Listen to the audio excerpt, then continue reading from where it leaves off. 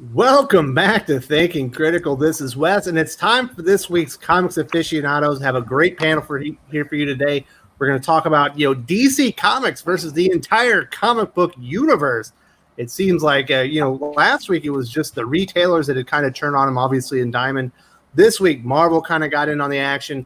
Image Comics definitely got in on the action, and it's weird. We'll obviously have to see how it plays out. If more people are going to jump on the anti-DC Comics bandwagon. But here to talk with me about this are a good group of good friends of mine. First, we have the writer and the head motherfucker in charge of Rags, Brian Ball. How you doing? I'm doing great, Wes. It's great for me to be back on my show again.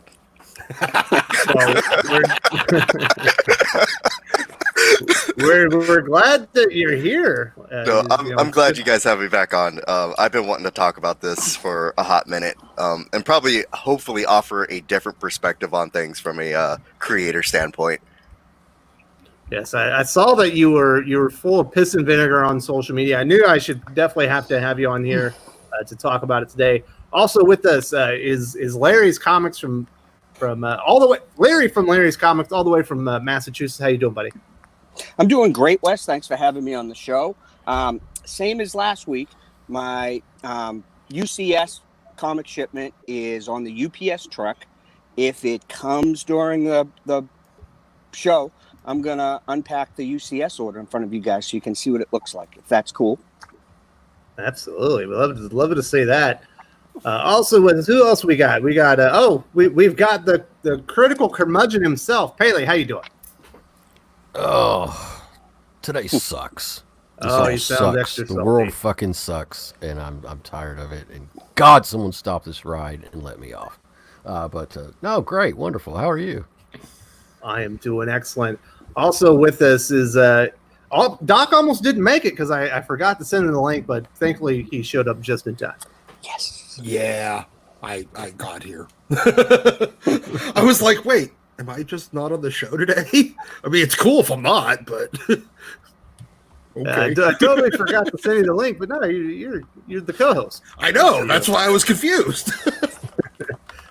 Yeah, anytime you're on the show, we talk about it beforehand. And obviously, last but not least, is my good friend from Comics by Perch, the friendly teddy bear himself, Perch. How you doing? I'm fine. It's been quite a week, and this is going to be quite an interesting panel. Nobody told me that Brian was going to be here. I didn't bring any shots, so. Well, you should always be prepared. I should.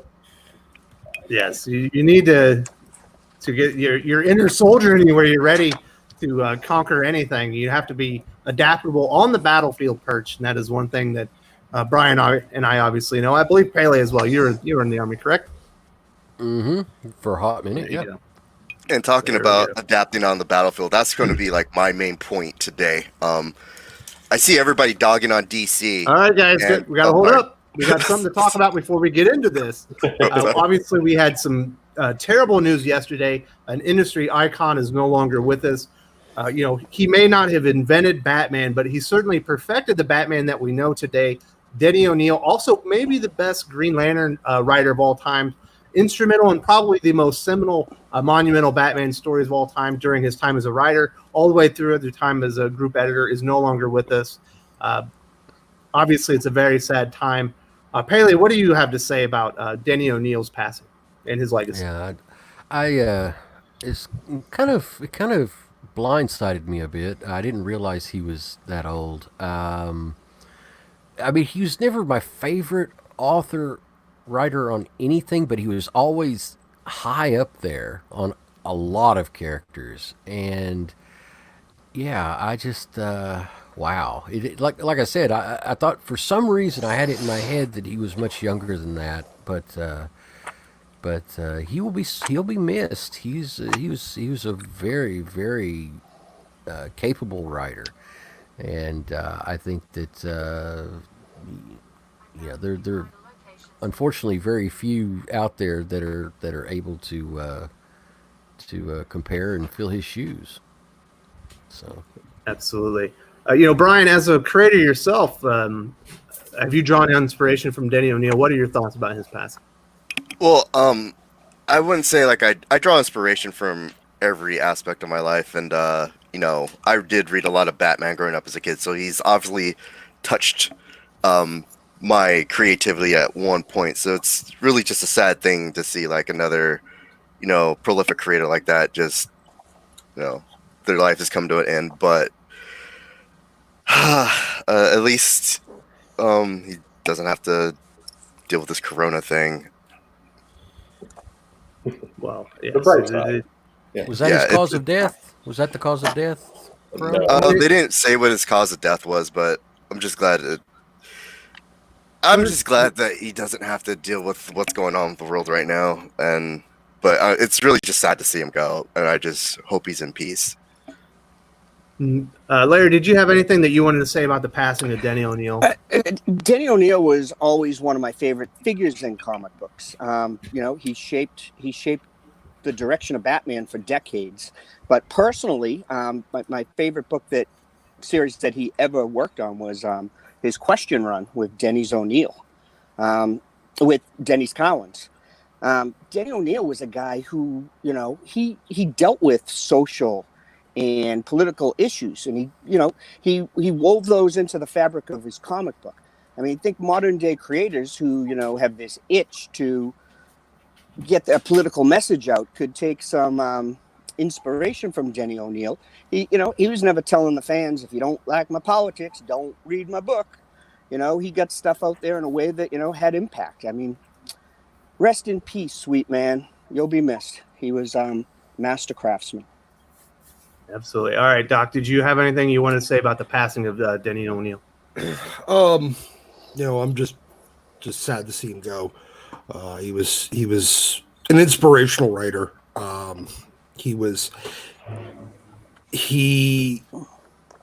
You know what? I don't think we have the modern television world of like comic book shows without Denny O'Neil, because you know, especially with like, you know, because you don't have Green Arrow without Denny O'Neil, and as a result, you don't have the Arrow TV show. You know, he influenced pop culture in a lot of ways, but he was never really, you know, he was always seen as a very good writer, but he never really quite got the love that he deserved. I'm just sad to see him go. All right, Perch, you know, you're the last one. What are your thoughts on Denny O'Neil passing away? Obviously, industry icon, very influential. Yeah, he did quite a bit for comics. I think people don't necessarily realize. I mean, there's two major things. First, he created a ton of characters. I mean, there was a lot under his belt. Ra's al Ghul is arguably his creation. I mean, everything's co-created, but definitely Ra's al Ghul. Over at Marvel, Obadiah Stane, some of the very classic Iron Man alcoholism stories fall into his belt. People think Green Arrow, and that's definitely a major part of the question. But he just did a lot. There's a ton of current modern characters that he did, and on top of that, I mean, Larry brought up a really great point. I think he definitely had a belief that you could put in social issues, you could put in politics, you could reflect the world around you in comics.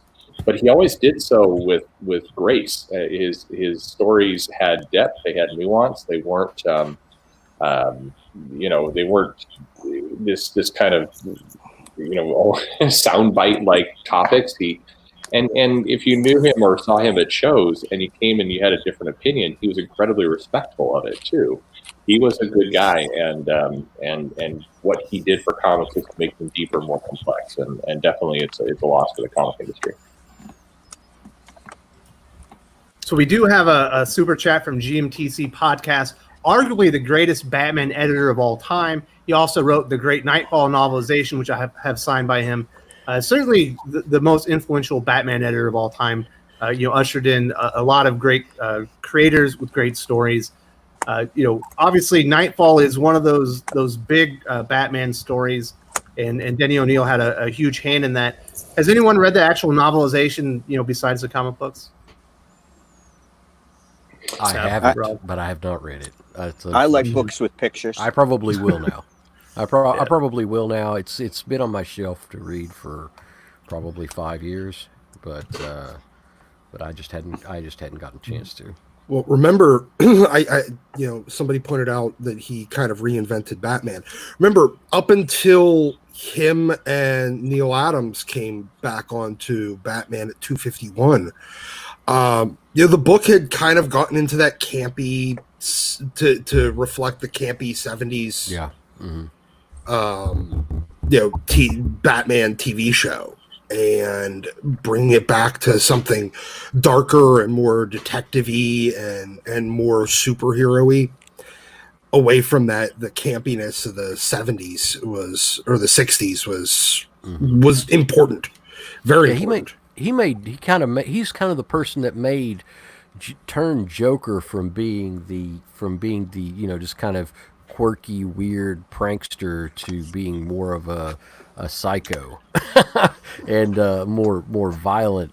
But that was something that was important. It actually gave Batman a real nemesis and not just an occasional annoyance. So he really made the Joker more than just the other Riddler. Right. Exactly, and that's a good way to put it. 251, you mentioned 251, one of my favorite covers of all time, too, by the way. But and people know that book because of its cover, the iconic Joker cover on it. But they don't talk about what's in the book, which is just as important and just as iconic. It's an incredibly important key as far as Bronze Age keys are concerned. The prices of that book in the last year have it's almost tripled. Book is crazy. So I do want to say thank you very much to GMTC Podcast for supporting the channel. Great words about Denny O'Neil. Certainly a huge loss in the industry. We certainly we're heartbroken here at Thinking Critical, and our prayers and thoughts go out to his family. In this very difficult time, and the comic book industry has certainly lost an icon. Obviously. We are all here to talk about DC Comics versus the comic book industry. So we will kind of step away from the Denny O'Neil talk for now, but we will revisit at the end for maybe some comic book recommendations on if you haven't read Denny O'Neil or maybe you missed something, some things that people should check out. So let's get into some of the comments we had. We had a lot of comments on the videos that we made this week. Obviously, it's been heavily covered. I thought it was basically going to wrap up, on last weekend, but that was not to be. And this is one of the comments that we had with DC leaving Diamond. It opens up for Marvel, Disney to buy Diamond. Todd Bruner. Pele, do you see Disney, Marvel looking to buy Diamond Comics and own a new distributor again now that DC has left Diamond? I don't think so. I think that if they were going to do it, they'd probably do it from the ground up rather than buying Diamond. Diamond has a lot of kind of baggage, but I do believe that I'd say it's probably been mentioned, it's probably been talked about, but I really don't know what would be the benefit of that over going with their established circulation model that they already have for their other products. But it's interesting. It's an interesting thought. But I also wonder how they would deal with Image and Valiant and everybody else. So it'd be interesting. I don't think that. I'm not going to say that it's unlikely, but I have a feeling that that's something that just wouldn't happen. All right, Larry, we know that you're an outspoken person. What are your thoughts? Does this open up the door for Marvel, Disney to acquire Diamond now that they're in a more vulnerable state? I can't see any reason that Marvel would want to buy Diamond. All the news and buzz that we get is that Diamond is, barely in business. They're, not solvent. They're scrambling for loans. Why would Marvel want to buy a company that's not making money hand over fist? I just don't see any reason they'd want to do that. One of the problems I see right now developing is, titles like lesser known titles, mediocre titles, getting second chance at that dollar. DC has this format, that $10 format that is just a shelf buster. People on Tuesday, DC's getting first crack at the money, and then everything else goes on sale on Wednesday. As a smaller publisher, a lesser known publisher, somebody with mediocre work, you don't want your book being released on Wednesday when DC gets first crack on Tuesday. I think that's the problem. Eric Stephenson knows that. The Image line right now, in general, since Walking Dead has left, is overall weak. I mean, Image needs a hit. They don't have a hit. They're all mediocre to poor sellers right now, and DC has first crack at the consumer dollar on Tuesday, and they have a new format that's selling like gangbusters, the $9.99 prestige format book. I think that's the Tuesday lining up release date is going to be the trouble. Marvel can make Marvel Wednesday. Marvel isn't in the same situation as lesser known smaller publishers. I mean, they can stand on their own. They're a tentpole. If there's the right books coming out, people will come in any day for Marvel. DC is affecting the small guy, and that's what's pissing off the industry, I think. I do want to say thank you very much to Club Cosplay for the $2 super chat, and a good morning to you as well. Perch, do you see any situation where Disney, Marvel might see this as an opportunity to maybe scoop up Diamond for pennies on the dollar and bring them into the Disney family? No, it's not going to happen on any level. Disney doesn't own distributors in this way. They've shed them. To the contrary, I mean, Disney has aggressively shed distribution. It's not their business. It's not what they get into. Keep in mind, Marvel wouldn't be buying anybody. It's not. Nobody at Marvel has the authority or ability to go write a check. Kevin Feige isn't going to, or Ike Perlmutter is not going to let that go down. Nor do they have the ability to do that. I would love to be in the room with an executive at Marvel. Went before a Blue Sky or part of the board at Disney and said, we want to buy this comics distributor. I would just love to see that conversation go down. It'd be hilarious, but it's never going to happen. I mean, there's just zero chance of it. Now, I think what is highly likely is that at some point, if Disney takes notice, the same kind of questions that I suspect got asked at DC get asked at Marvel, which is, hey, why are you dealing with Diamond when we've got these other global distributors here that we use for our core Disney product, for our licensed stuff? Why aren't you leveraging somebody like that, or leveraging somebody that we are invested in or have both discounts in? That I think is quite likely. I think, and I think Larry is correct in the sense that the DC gets that first part of the week's dollar. Right? It is a factor, and I do think that's why you see so many people salty. But unfortunately, I don't see any purchase of Diamond. Well, I do agree with you, fellas, and I just wanted to put this one on there. It seemed like something, Marvel only went down this road, and it did not turn out well for them. And I certainly don't see Marvel or Disney wanting to acquire anything new right now, as they're having some financial difficulties. So let's move on to the next topic. And this one is from Nova69, and this is what he had to say about the Disney or the DC Diamond split. My LCS is closing because of DC splitting with Diamond. It's the last nail in the coffin. The real stinger is I don't even collect DC. My next closest LCS is 90 minutes away. Doc, what do you say about this one? It doesn't feel like DC splitting away from Diamond should be putting people out of business. I don't understand this. What you're going to have an extra couple of bucks in shipping from the new distributors. If $10 is the difference between you staying in business and going out of business, you weren't solvent to begin with. Exactly. You really weren't. This wasn't anything that put you over the edge. You were already dead. It was just all you needed was your toilet paper bill to go up for a month. Forget to turn off a light overnight. If that's going to put you out of business, that there is no reason for that. The math on that just doesn't make sense. It seems like that's just a happy excuse so that he can put his blame on somebody else, more than likely because he still doesn't want to accept the fact that most of the industry has been producing garbage for the last decade. And it's generally, unsellable. And he bet wrong. Sorry, man, that sucks. It really does suck. I mean, if you're listening now, I would highly suggest going on to DCBS or Midtown and starting a pull list on them. You'll get your books cheaper. And especially since the closest LCS is 90 minutes away, that sucks. That really sucks. But yeah, go.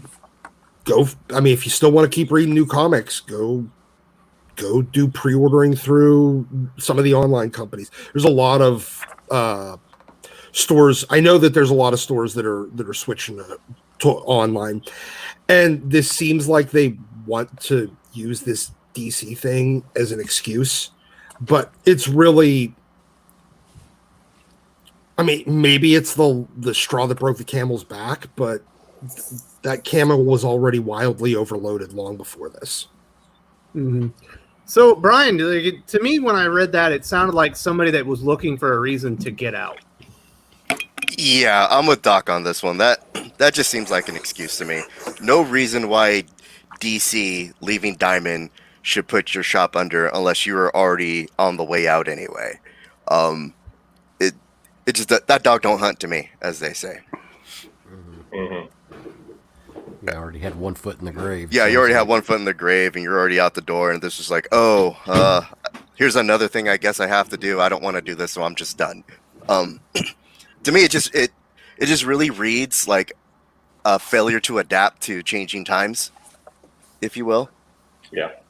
So, yeah, dog don't hunt to me. So we do have a $2 super chat from Everett Todd. Thank you so much for supporting the channel. Why isn't there a universal third-party POS? Perch, what do you think about that? Why isn't there? People don't want to pay for it.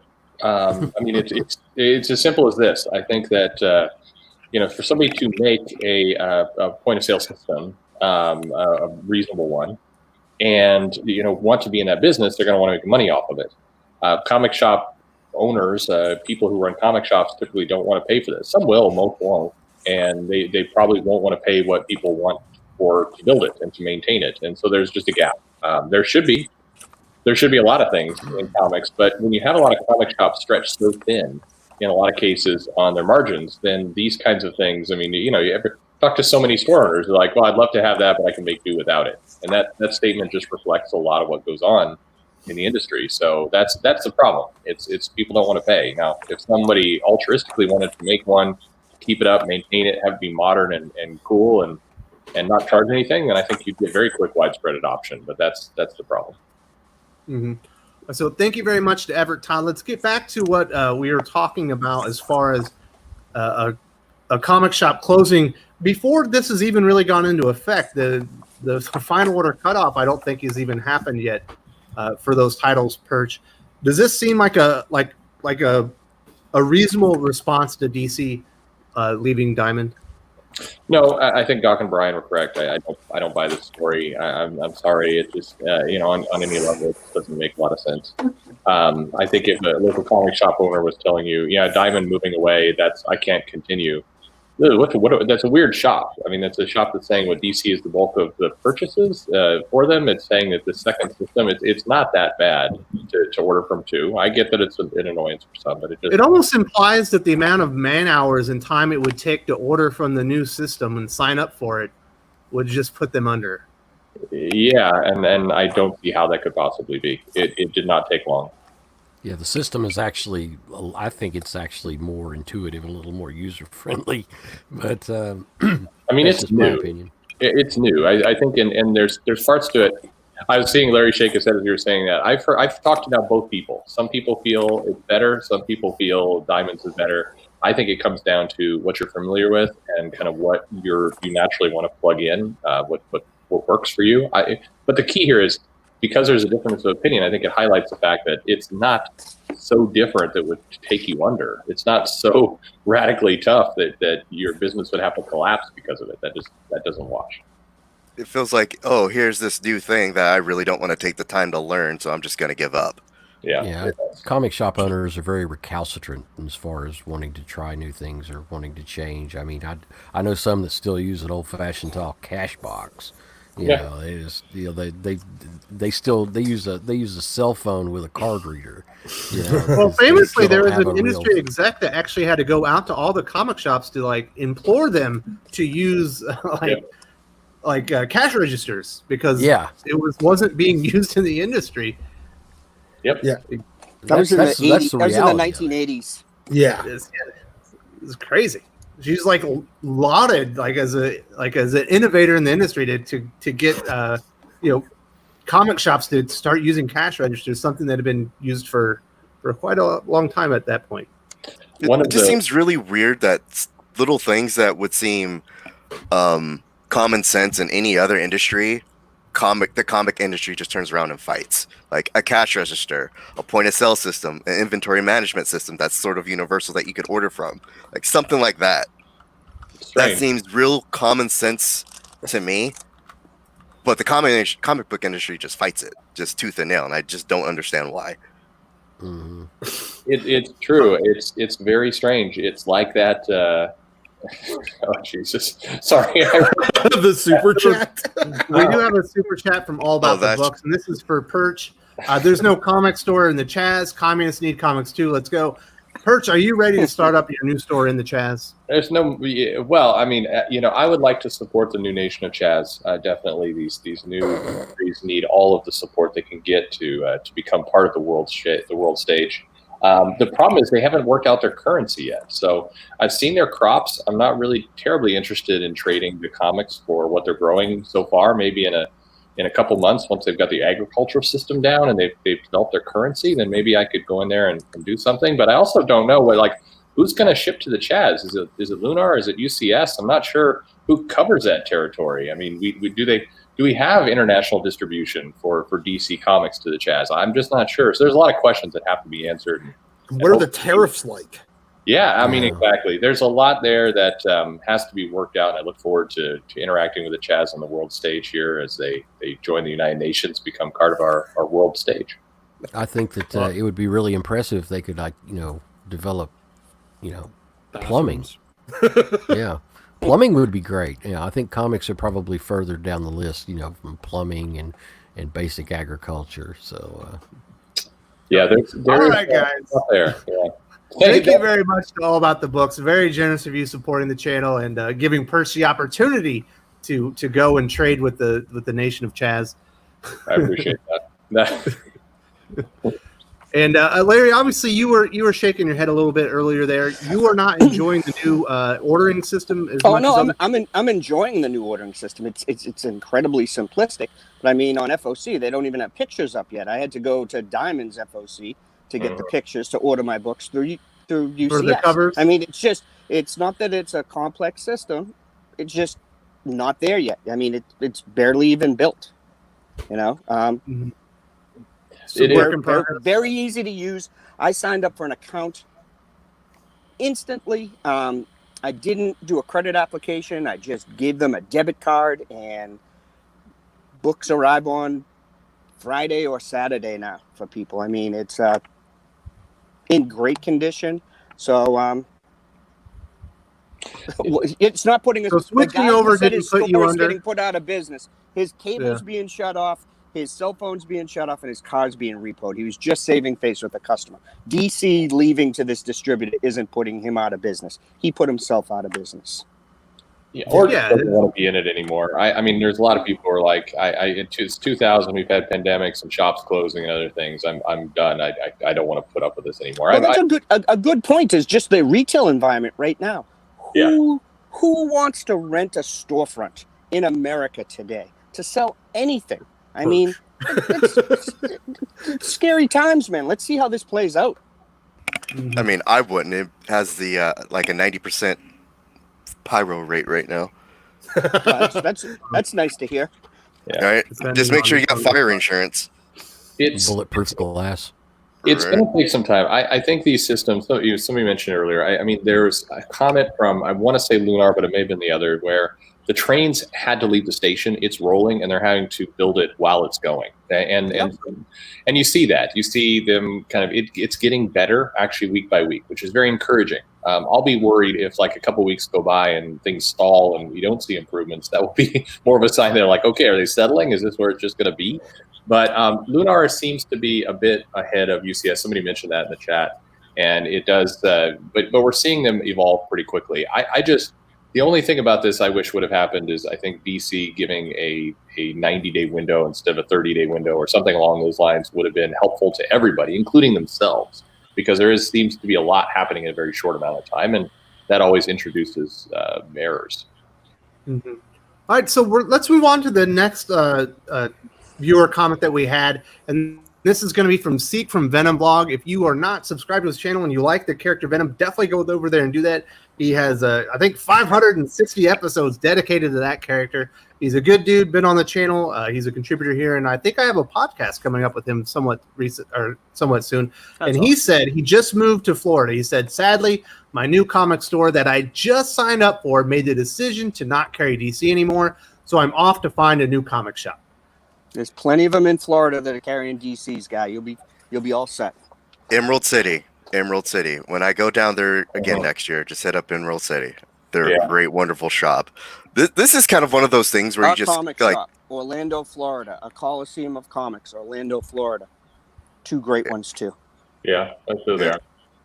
But this is one of those things where it's the example of cutting your nose off to spite your face, and you just end up just losing more business because of this, because again, you're failing to adapt. There's a comic shop down here in Liberty Station where, I've spoke to them before, like, hey, I just inquired, like, hey, do you have my book? I would like to sign a couple and just leave them here for you. And he just gave me this very snobby response of, I don't carry that publisher because they never sell, and just had this really high and uppity air to him. But see, that guy just lost business because instead of sending people to his shop, I'm just going to send people over to comics and stuff to go find my work. And, that's just business he's lost. And this guy right here making the decision to not carry DC, imagine how many people walk into his shop, look for Batman or Wonder Woman or Superman, don't see it, and just do an about face and walk right back out to find another spot. Yeah. Yeah, and then next week, what's the biggest comic in the entire industry? Death metal? Death metal's coming out? Death metal. Yes. Is that going to sell? A little bit. Maybe a few copies. I think we'll move one or two. Yeah, about 30% in my estimates. Yeah. No, like, and any company that just decides to just throw what that sounds like for that comic shop they're doing is they're throwing a fucking temper tantrum. Yep. And because DC made them actually have to adapt, and they didn't want to, so they're throwing a temper tantrum, and the only person they're hurting is themselves. I mean, hey, if I had their customers, if I had the next issue of Rag shipping the day after Death Metal, I'd throw a fucking temper tantrum too, because 90% of the people, if Death Metal's available Tuesday, made available Tuesday, going to the comic shop that Tuesday. Well, the reality is that, at least for the shops around here, people aren't putting DC's books up on Tuesday. They're putting them up on Saturday and Monday. So Saturday? Why Saturday? Just as soon as they get them and put them on the shelf. Release dates too, so they're breaking release date. Absolutely, they broke it with Diamond. They broke it with Diamond. They're going to break it with anybody because they send a message to the new distributor. Maybe there's an improvement. Maybe the new distributor will enforce. I'm not doing that. I'm not doing that. I don't want any. All right, guys. Release date. They got to pay their bills. Oh, hold on. We do have a $5, not $5, a €5 super chat from Federico de la Casa. Hi from Italy. Why is it a problem now and not when Marvel left previews in the late 90s? Is it because the LCSs are fewer, or after COVID, everyone's scared? Doc, why is the situation different now for when everyone was able to switch and negotiate terms of service in the 90s and switch distributors, but now DC can't do it? Well, everybody's scared and thinking that doing the reverse of what happened in the 90s is doing the exact same thing as what happened in the 90s. Instead of everybody going to exclusives, they're now having to, and them have to deal with multiple distributors. Now everybody's losing their exclusives, or at least DC is. And so now they have to deal with multiple distributors again. But they were dealing with multiple distributors back then. They just didn't like that they could only buy from this guy. And it did hurt the industry. I mean, the distributor wars did harm the industry. But this is the opposite of that. This is not consolidation. This is expansion. Mm-hmm. And the comic industry and entertainment in general is very, very good at learning the worst fucking lessons from every single problem. They learn the exact wrong lesson every time. So they think that it's the same thing. Now, yeah, COVID does have people scared because there's a lot of local shops that were, not really exactly super solvent before, and then COVID happened and they had to shut down and they're just trying to scrape by. And then this is just one extra little thing that's, a little bit of a complication for them. And they just kind of get frustrated and throw up their hands, I think. Yeah, I mean, and keep in mind, plenty of people were pissed when Marvel left in the 90s. I mean, it wasn't like that, people are identifying it as a problem now. I think, as Doc said, I think there was, people are conflating those two situations, and they are very, very different. It's not the same thing as Marvel buying Heroes World. It's a very different situation, and I think a lot of it is just people are jealous that DC is out of the mix and doing their own thing. I think there's an irritation of that. I think there's this built-in paranoia that the two new distributors are going to sneak out a lot of retailers' business because they are running a thin margin and in some cases in danger. That's a worry that's in their heads. It's not a completely irrational worry. It's just it's not helping. I think, as Brian said, there's an evolution moment that is here. You may not like it, but you can either get on and evolve with it, or you can dig in your heels and become a dinosaur. And I think any comic shop right now that's saying, hey, as Death Metal launches here, we're going to go ahead and drop DC. We're going to do fuck DC sales and all the rest with my GeoCities era site. You're killing yourself. That is what you're doing. And that's not DC then that's doing it, it's you. Mm-hmm. So I do want to say thank you very much to Federico de la Casa. Hope I didn't butcher your name for the €5 super chat. Really appreciate that. Now let's get back to the comment from Seek. Now, what are these comic shops going to do when other publishers move over to Lunar and UCS? Because I have a sneaking suspicion DC isn't going to be the last one that goes for greener pastures over there at Diamond. Larry, do you think other publishers will be looking? If they haven't looked into it already, they obviously should be, shouldn't they?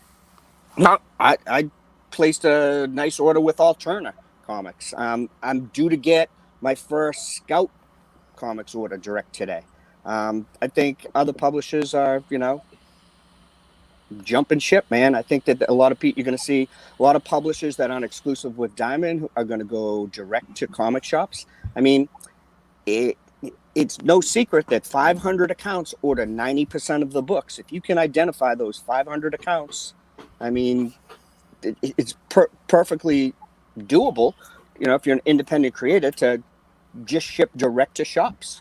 And why wouldn't the two new distributors pick up some small independents to fill the boxes? Yes. Yeah, why wouldn't they pick up anything? Pele, do you think Marvel or Image or even IDW, some of these bigger publishers, eventually one of them is going to have to look over there and start seeing if they can negotiate a better deal than they have with Diamond, right? Yeah, I've already talked to some people about that, and yeah, the smaller publishers are already talking with the new two. So I mean, some of them are actually doing a lot more than talking, and they're already taking steps in that direction. So. It was an eventuality as soon as DC did this, and these publishers are not going to be sitting around and waiting to not be paid, like the situation that happened with Diamond. So they're going to, put their eggs in as many baskets as they can, and I don't blame them. I don't blame them at all. In fact, I would encourage it because more distribution sources is better. It's more options for them, and the more competition there is, the lower the prices get, the more competitive it can be, and it's going to help everybody else. So it's like I said, it's an eventuality. It's not something that might happen. It's something that is happening. So in fact, I think probably by the end of 2020, you'll see very few exclusive publishers to any one distributor, and that's a good thing. That's a very good thing. So, Brian, I'm do you sure- think all these shops will start dropping all these other publishers just so they can stand, united with Diamond Comics after this, or do you think they're eventually going to wake up and accept that the industry has changed and there's no going back? Well, my hope is that they're going to wake up and say, like, okay, the industry is changing. What do I need to do to make sure that I stay in business as the industry changes and adapts, even with things I'm uncomfortable with? But we all know it's going to be a lot of tantrums and a lot of people trying to stand in solidarity with Diamond. If I was a smaller publisher, I would look at this in two different ways. Like, okay, well, DC just jumped shipped to these two other publishers. I'm gonna, spread my wealth a little bit more and see, like, if I can get on that too, just so I can have multiple avenues of revenue. It just it's just frustrating. But I think some shops are definitely gonna, do a us versus them sort of deal, and that's not going to be good for anybody. It's just going to create sides in a war that doesn't need a war that doesn't necessarily even exist, and sides that don't even need to be sides and battle lines that don't even need to be drawn. As a retailer, it's your job to curate your shelves and curate the product you carry, and it's your job to seek out quality material that your customers will like. If you have a shop, contact all these creators and publishers for material that you think your customers might like, and just buy it from them. Set up direct lines. It's a way to go. Don't put all your eggs in one basket. That's what I'm doing. Yeah, and that's the smart move. Even right now, I'm kind of working to try to get my book directly into shops, just from my personal distributor. You only need 50 shops, buddy, to maintain your current print run. 50 shops that matter. There's 50 shops in the world that carry independence at a level that matters, especially with small books like Rags. I'll email you a name of 50 shops, and your print run will not go down if you service those shops. Then sell direct to consumer on the rest. Distributors, there are some that, as far as going through distribution, like UCS, that was cheaper to buy from them than it was to buy the comics directly from the publisher. So just buy like 10%, in some cases 15%. That's not an insignificant amount. So it's not an insignificant amount, but I'll have scalp books earlier than Diamond will have them. Is there sacrificing a couple pennies to have product that other people don't have, that set you apart, make you different, give your customers better service? I mean, I'll sacrifice a couple of pennies. I'd rather have the discount because I'm predominantly a back issue shop. It's a convenience for new comics to my customers. But Gotcha. I'd rather have the discount on that personally. As long as I get them out by the street date, that's fine with me. Mm-hmm. So, Perch, do you think that all these shops are going to continue in solidarity as inevitably more publishers start putting their eggs not just in the Diamond basket and moving along? Why is it that everyone gets to stand in unison against DC Comics? Why are they the bad guy here? Because I'm still trying to figure that part out. Because it's a change. I mean, the comic shops were, in theory, a lot of retailers, especially the loud. Well, first off, I mean, there's some comic shops that are being loud and obnoxious about this that make it sound like they're speaking for the whole industry. They're not. That's just a handful of people that always make noise. And two, it's something is new. And typically, when something is new, people complain. A year ago at Comics Pro, people were talking about standing in solidarity against variants. And there was a big tantrum, big show about how we're not going to put up with variants anymore. We're killing David Gabriel and Marvel. No more. It's enough. And the next week or the next month, lots of variants were ordered. People like to say things, like to give little speeches. Places like Bleeding Cool absolutely love to take those statements. It makes good clickbait, outrage articles. And then the next month, they do their thing. Any comic shop that's making a decision not to carry DC anymore, I'd check back in 3 months. I'd be shocked if that's still the case. Any comic shop that's saying, you know what, I'm just going to, this ideological point that does not matter whatsoever, I'm going to take a stand and willingly give away 30% of my revenue. Good luck to you. I have a hard time believing anyone sticks with that. Well, and over the next few months, it's likely to be way larger than 30% of the revenue. It's more likely to be like 50 with all the stuff that DC actually has coming out. Yeah, no, I mean, exactly. And I mean, somebody said in the chat, and it's true. I find it baffling. It's like, so we're saying that Marvel is the one that treats the retailers super well, and these are the guys who want to hitch our flag to. Oh my God! I mean, what a strange world we live in. It's a little bit like, I know we're getting to it in a minute, but like Eric Stephenson talking about betrayal of a group, some people leaving one company and going off and doing their own thing as being horrible for the industry. It's like, dude, you work for industry. It's horrible for horrible for image. It's not horrible for the industry. Yeah. I told him he was a hypocrite, actually, because I was like, did you forget about 1990 already? Did you already forget about the 90s? Did you forget what Image did? Block. So, Do you forget who you work for, dude? I mean, seriously. Yeah, it's like, what a putz. It's just ridiculous. Yeah, it was one of the most oddly worded. Like, he had some good points in there, but it was so full of hyperbole and just hypocrisy that it was hard to actually concentrate on what was in there that was legit.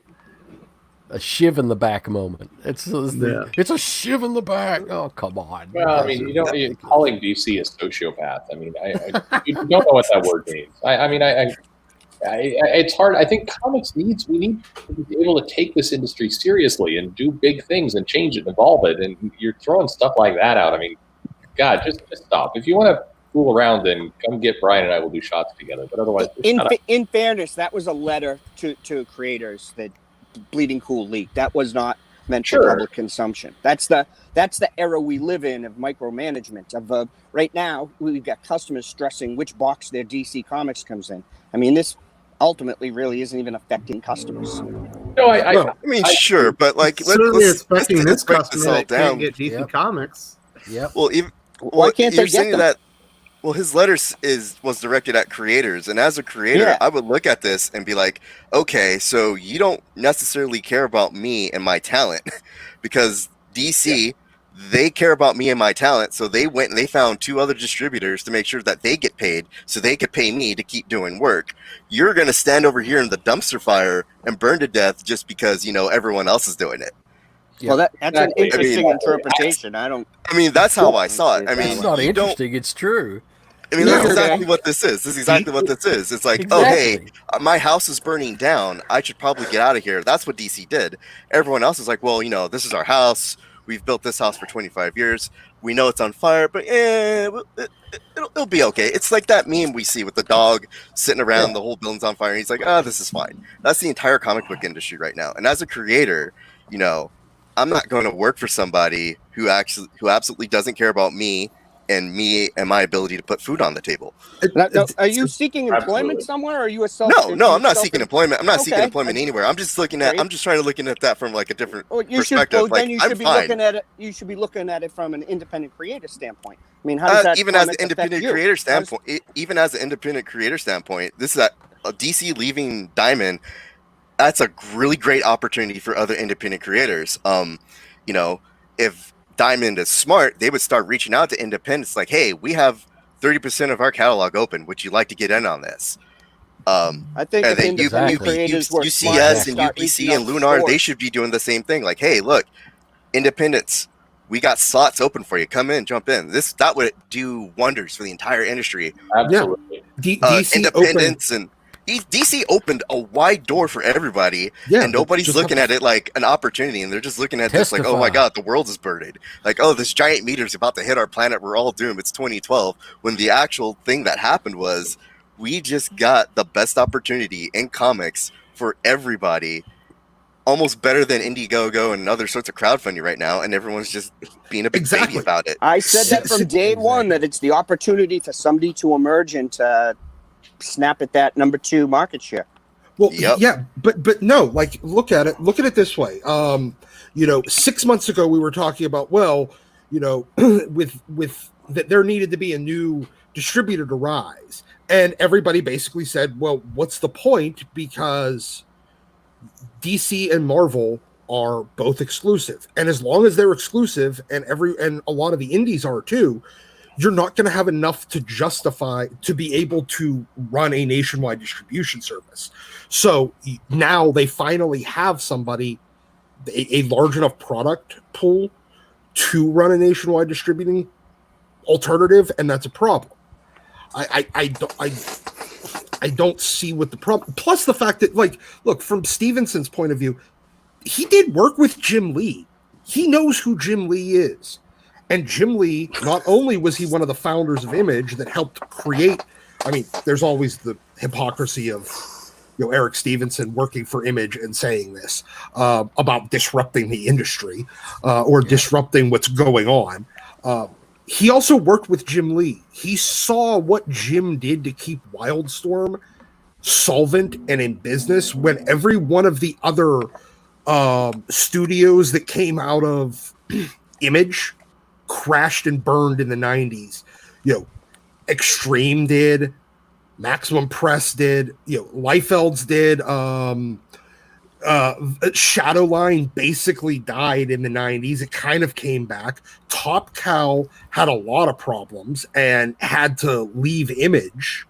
I mean, that was kind of a issue between Silvestri and Liefeld. All right, but still, we ain't got the time for the history lesson. But still, you had a lot of the studios that came out of the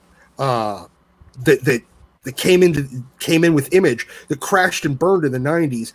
Jim managed to not only keep Wildstorm running, he managed to expand it and then make it valuable enough that DC bought it for a shit ton of money. Everyone else just ended up out of business. So shocked that I think DC bought Jim Lee. Hold up, guys. Hold up. I'm in charge here. We do have a €5 super chat from Federico Della Casa. Is it possible that the LCSs that refuse to buy DC now end up having to buy the same back issues that they would have in the first place, perhaps as a cheaper, higher price? Perch, do you think that the comic shops that end up deciding that they're not going to be buying Batman 92 or these Dark Knight's death metal comics because they don't want to go along with Lunar and UCS, will end up just having to buy these comics anyway? Yeah, I mean, or they're going to, I think there's that, and they're going to send customers other places. I mean, all that is, if you're refusing to carry DC right now, all you're telling your pull box customers, people that were buying DC in the past, to go find another option, and they will. And when they find that other option, if that new store is at all bright, they will give them discounts to move their entire line over, not just DC, but everything else.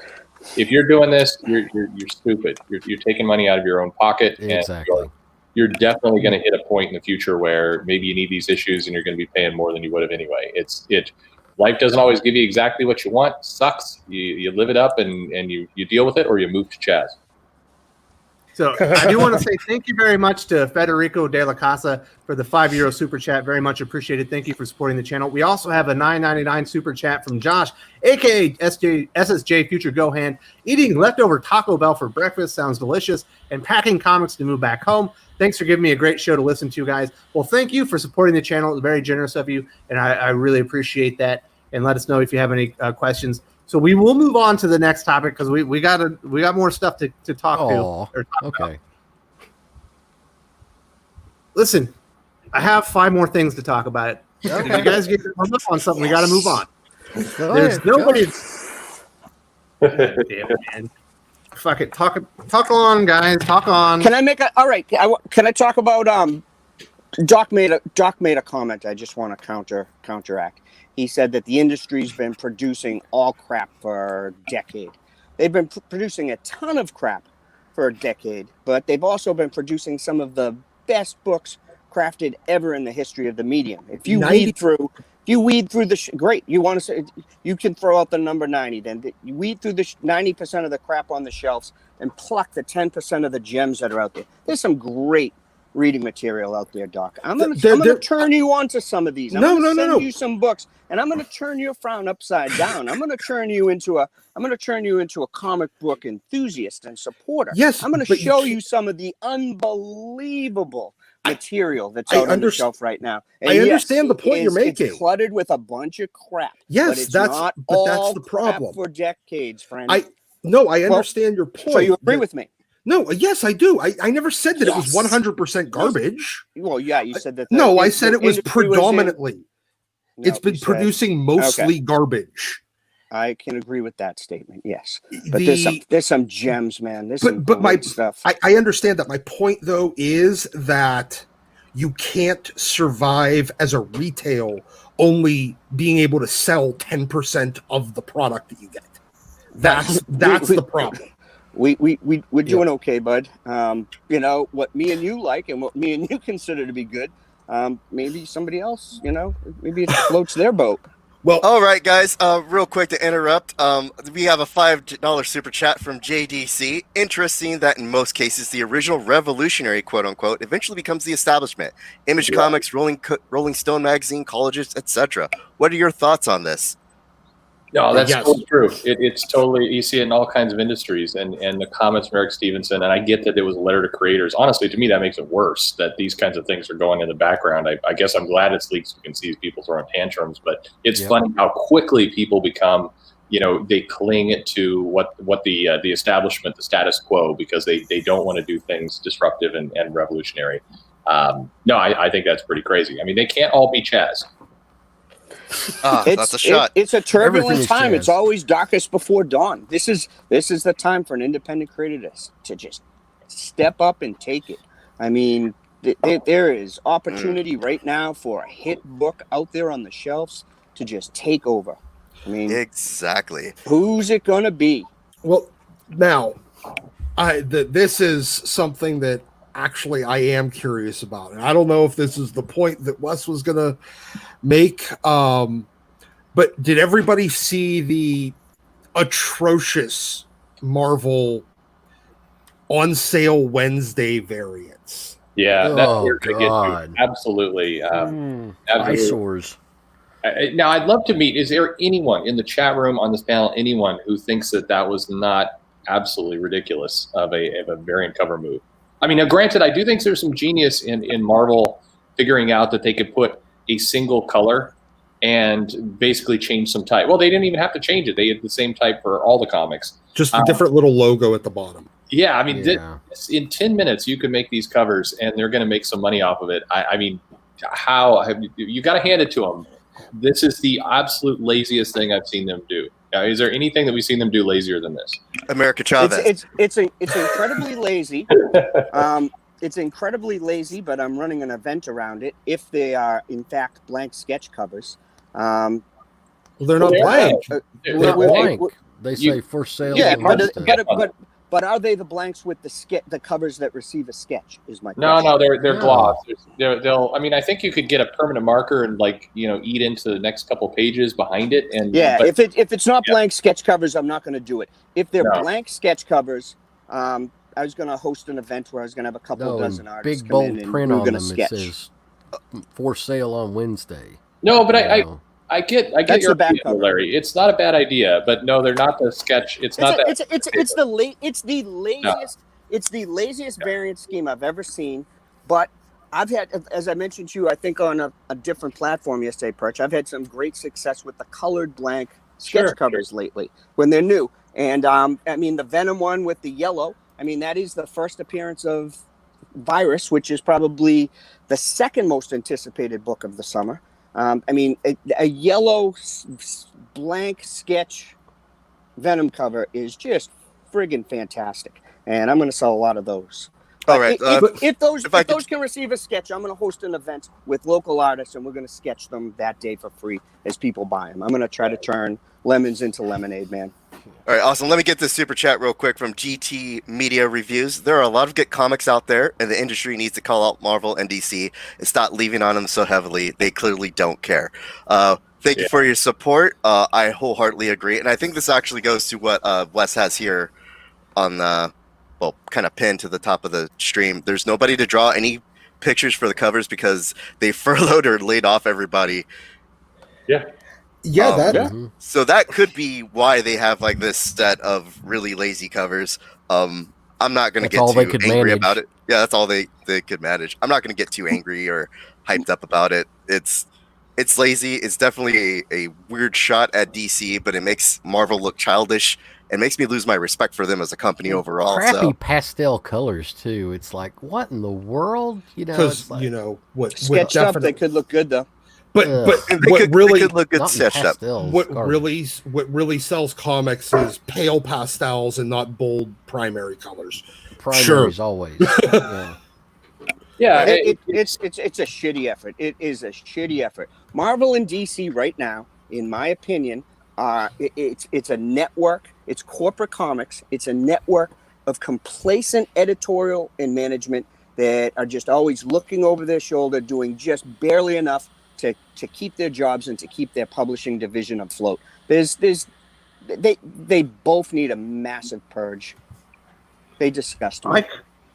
I agree with you a lot, and so does Jamal from GTM Media Reviews. If you don't know who Garbage Tier Media is, you definitely want to check him out. Jamal's a great guy. He's been on the channel before. Thank you for the $5 super chat. There are a lot of good comics out there. The industry needs to call out Marvel and DC and stop leaning on them so heavily. They clearly don't care. Larry, I think you would agree with this. I agree, sir. Bold statement. I like it. There are a lot of great independent comics Marvel out there. Marvel and DC just need some firings at the key editorial positions, man. They need somebody in there with passion and a little bit of business sense And balls. Get stuff rolling and balls.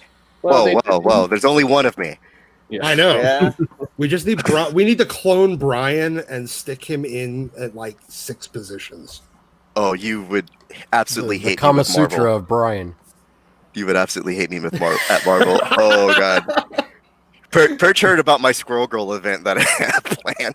I had that. I saw that too, and it was fucking awesome. Good. Oh. I might actually do that as a joke and The pray that I Sinister don't get Squirrel sued. Girl, Yes. dude, It would that be was amazing. awesome. Mm-hmm.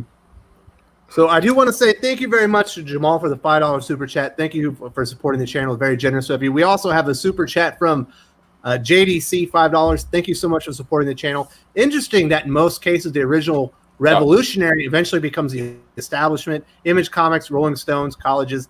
I would certainly say that's the case here. Wouldn't you, Doc, that Image is now the establishment in the comics industry? Oh yeah, definitely. That happens in everything, though. I mean, how many bands that started off punk ended up as pop icons by the time they were done? Friggin' Green Day. I mean, there's so many of them, and then they decide, that nobody's allowed to have. I mean, look at Rage Against the friggin' Machine. there, Rage Against the Machine. Eric Sponsored by Stephenson, Coca-Cola. edgelord, is now aging. He's just a talking Aging head suit.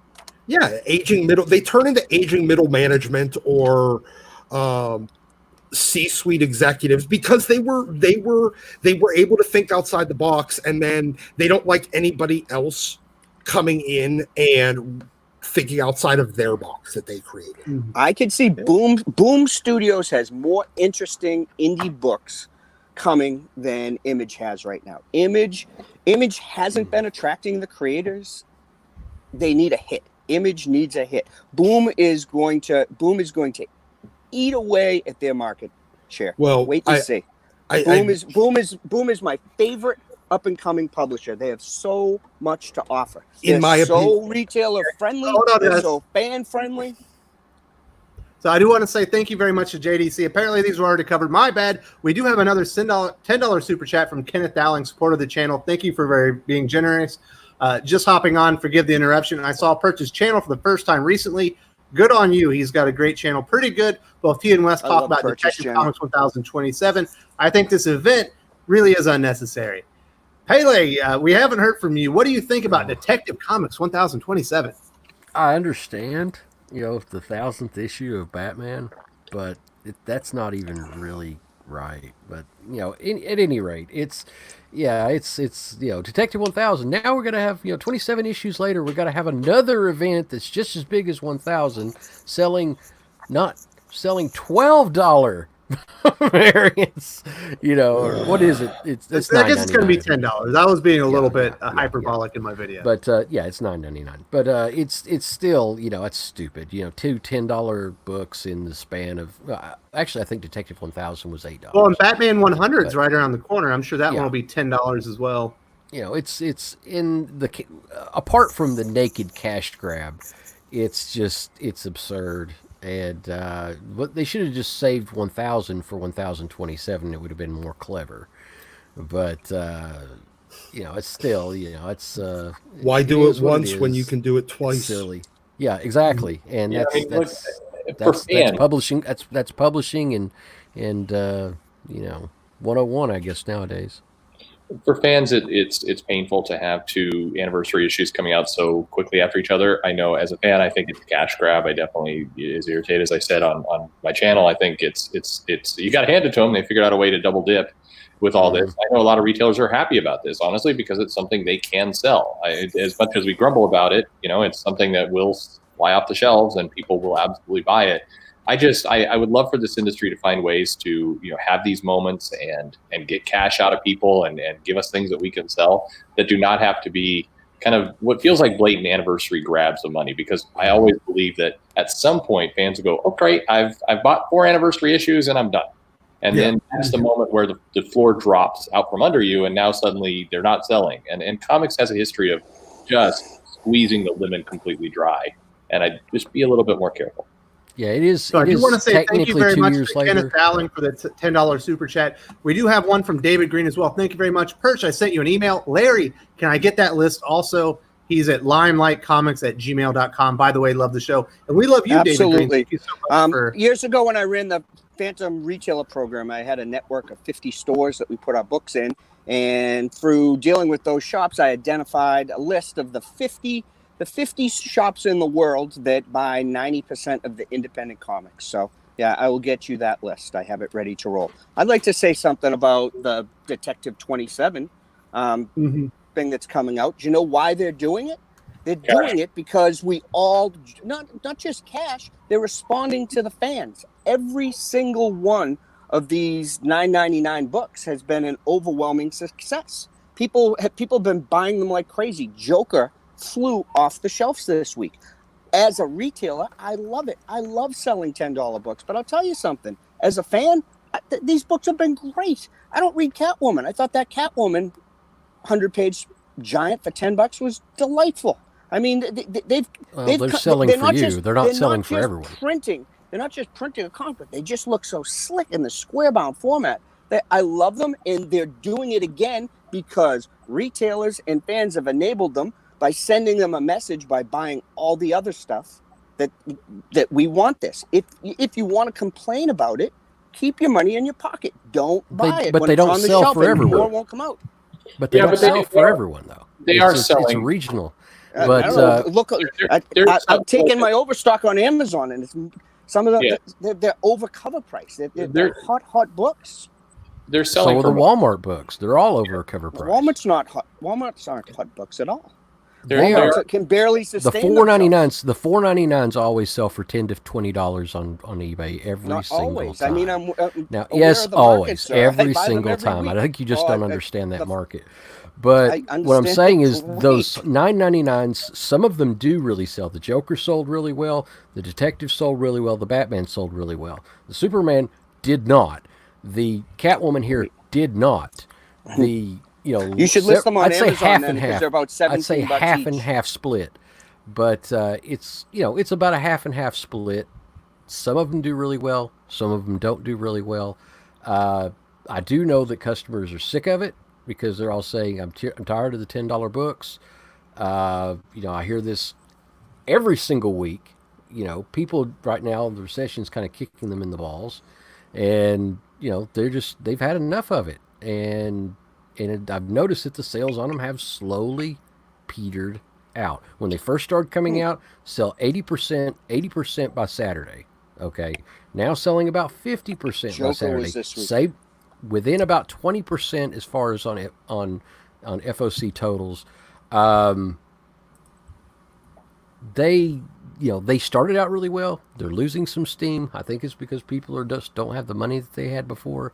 So, it's and now with the 1027, I will sell. It'll sell extremely well, but there's going to be a saturation point here where people are going to get sick of the $10 books. When they get sick of them, they should stop buying them because they're going to stop. They are stop buying them. That's what I'm saying. The distribution numbers are slowly dropping. Said that Joker sold really well. That's the most recent book. Yeah, because it's Joker. Gangbusters this week. Because it's Joker. All right, guys. Okay, so we got to get back on topic. All right, guys. Yes. Back on topic. So we do have a $20 super chat from Nola Nerd. Who dat? Thank you very much for supporting the channel. It's very generous. Listening, working today. Thanks for the Saturday show, Wes, and the panel. Here are my tithing to the Comic Aficionados collection plate. I love supporting the channel, a lighthouse in the stormy waters of fog and King's culture. Well, thank you very much. We love your support of the channel, and you've been with us almost from the beginning. So thank you very much, Nola Nerd. Who dat? We do have another super chat real quick. There it is. From Josh, a.k.a. SSJ Future Gohan, for $4.99. Thank you so much for supporting the channel. The Walmart books always go on eBay for at least 2 times the price. I missed a few and went to go get them and wasn't paying the price for them. So there you go. According to Josh, they're always twice the price at a minimum. At least. And that's just why I go and buy. Thing. I think I'd mentioned before that I go get the whole display when they have them at Walmart for that. I just go over, grab the whole display, take it up to the counter just so I can have it for my customers. And I sell them for I think $6. You can order them through Diamond now, I know that, Larry. I'm saying that when they only had them available through Walmart. I mean, that's what. Yeah, I bought quite a few too. Okay, I just wanted to go back to one thing. I'm sorry, Wes. I would just request that people not just stop kicking my family. I'd appreciate it. Well, there you go. Stop kicking his family. Thank you very much to Josh. Now let's get on to the next topic. This is from K Manifesto, who I know is in the chats right now. I believe we are only seeing a small part of DC's overall future plans being played out. We could very well be in the last days of DC's weekly attempt at comic floppies, also known as periodicals. Larry, do you see this as DC moving away from the direct market and floppies as their vehicle for getting out new stories? 100%. I think that DC intends to start. If they were producing Death Metal next year, their version of Death Metal will be a graphic novel that they will release through Amazon direct to consumer, is my opinion. I think that's where DC's going. I think DC doesn't like comic shops. I think DC doesn't like comic books. And I think they're trying to evolve to their next plane of existence, whether that works out for them. But I think that's ultimately their plan, is to phase out the direct market, in my opinion. So they went ahead and invested millions of dollars into going into 2 distributors because they want to phase out. How did they invest millions of dollars into that? They had spent shipping their books to another Lunar. warehouse. They've spent. What the hell are you talking about? You're not making any sense. Okay. They've spent millions of dollars in promotional materials for Lunar and UCS. They have went out of their way. We're talking about tens of thousands of man hours between all of them just to try to get this all coordinated. I don't understand why they would do all of this if they're just going to decide, we hate comic shops and we're not going to help comic shops and we're going to try to phase out comic shops. That's asinine. Doesn't make any sense at all. Okay, I'm asinine. I don't think DC loves comic shops. I don't think they'll barely communicate with you. I think that I've gotten more emails from DC over their changeover to the new distributors than I have from Marvel in the last 5 years. More illegible emails. Oh, Okay, so yeah, okay. guys, More DC is not getting out of floppy. I completely disagree that DC hates comic shops. I think that's ridiculous. DC did not spend millions of dollars on this switchover. Neither of these things are true. Look, DC did basic things. They found some new distributors. That's what they needed to do. That's smart. DC is making a lot of. I mean, if DC clearly did not want to get into comic shops and wanted to move out of this, they would need to do none of this.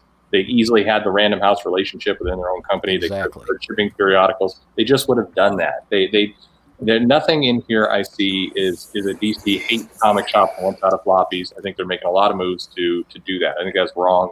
And at the same time, again, they're not spending millions of dollars on this. They're just running their business like any smart company should.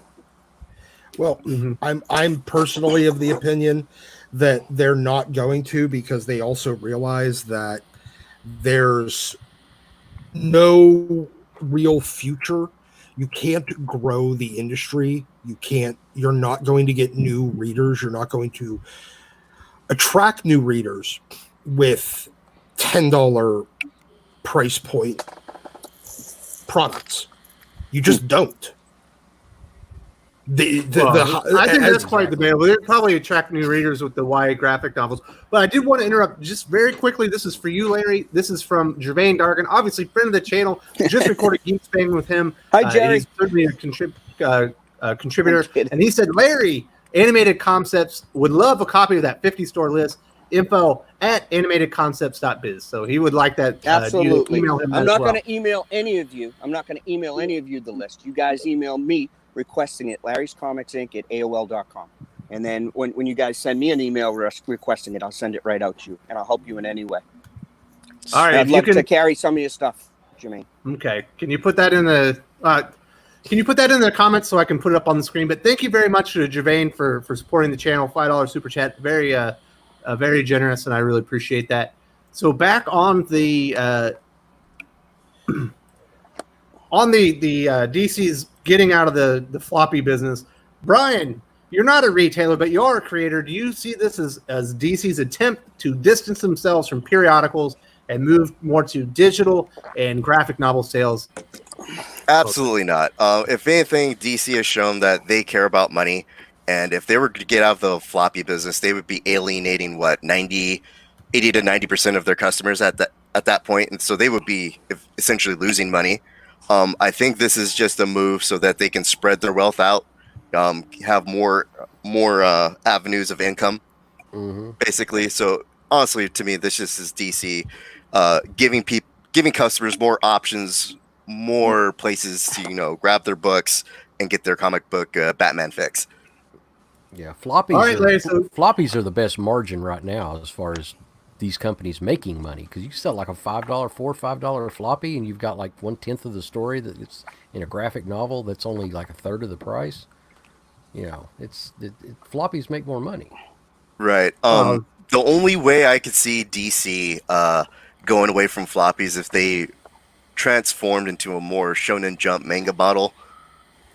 But I don't see any American comic book company adapting that model anytime soon.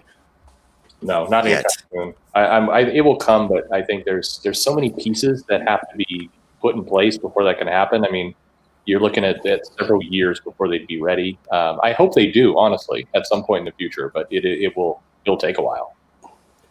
So, Larry, since you were the dissenting voice on this one, did you want one last word before we move on to the next topic? As far as I think that DC is absolutely looking to expand comics in the market. They're going after the Scholastic market. They're trying to revitalize digital. Doing day and date. And I think we're going to see some price adjustments on DC stuff. They're aggressively going after the book market right now. And yes, I do. The thing that got me thinking this way, the Dan Didio interview from this week, where just when he spelled out that DC really wants that Amazon market. That's just been eating at my craw. And they're changing comic books over to a lot of them over to that $9.99 format, which would be just such a nice, slick, shippable format.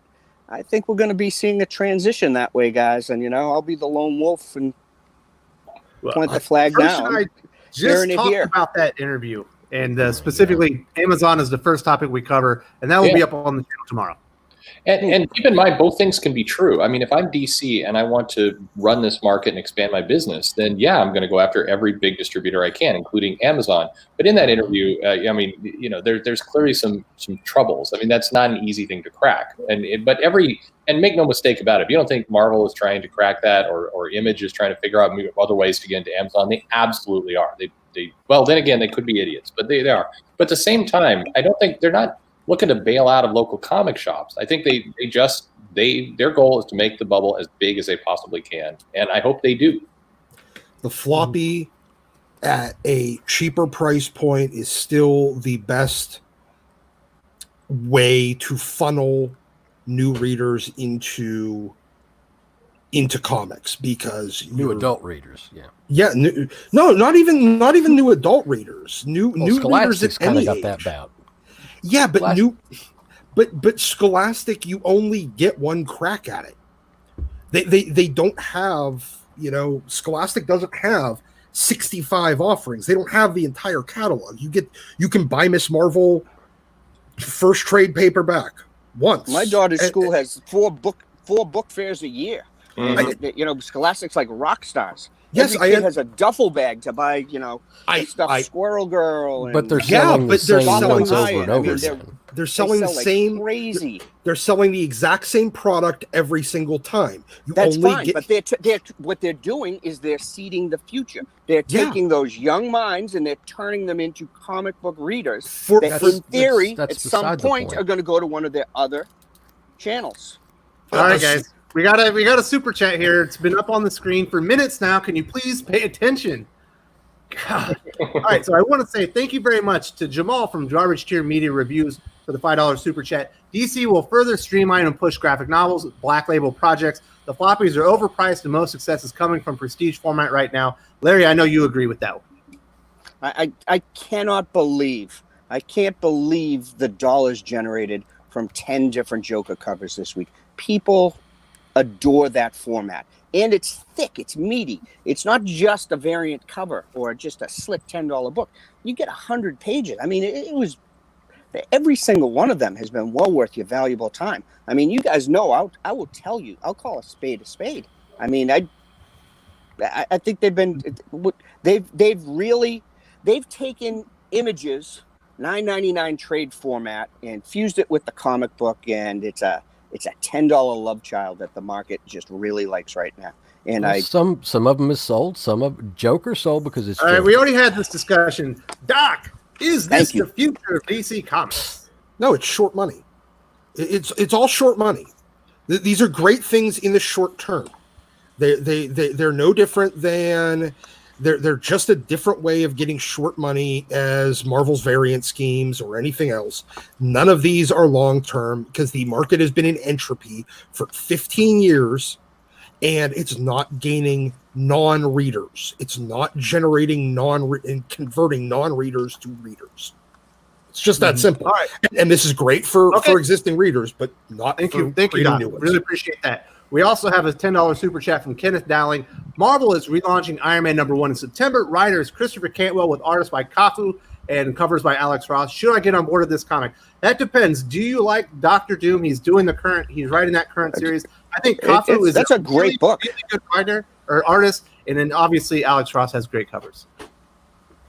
This is a case of Marvel hiring a creative team with merit, people who have shown that they can write a good ongoing series, and looks fantastic. I'm excited. I love Dr. Doom. Anyone else excited for the new creative team of Iron Man? Good Buzz Writer. Check it out. It looks beautiful. I'm waiting to see what the story looks like. Cafu is interesting. I think I'm not quite sure the style is going to work on the interiors. Alex Ross, of course, is great. I think his design looks very classic, and that's cool. The pitch, it's hard to say. The pitch is okay. I mean, it's definitely going to be a better pitch than what Dan Slott was doing. I like the back to basics Iron Man a little bit. the part that worried me a little was the idea of like, what happens when you strip away the billionaire? It's like, don't strip away the billionaire. Just give us good Iron Man. Stop worrying about, changing the status quo out from under characters. They want to always do this. Like, what happens to Captain America when he's not Captain America? Just let him be Captain America. Iron Man is a rich tech person. You can do that, and you can have great stories as we've seen in decades past. You don't have to turn him poor or have him reject his money or any of that kind of stuff. You can just have him do gritty adventures, and I hope that's where they're going with it, because I think that's what fans want to see. Fans want consistent, quality, creative team on a character they like. If they keep this creative team on it for a year, give it a shot. I mean, this one's got a chance to make it. Yeah, I like it. Fans are really tired of the deconstructing heroes. I think that right now that fans, at least the ones that I've talked to, they want the heroes to be bolstered. They want the heroes to be uplifted. They're tired of them being torn apart and deconstructed. So, it's just it's time to kind of give the heroes their days. I just want good stories. Okay, thanks, guys.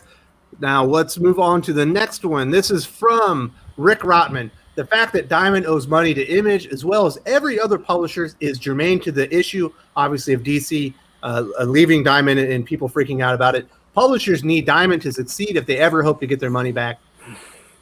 Brian, obviously, this is a huge issue and one of the reasons so many people are upset.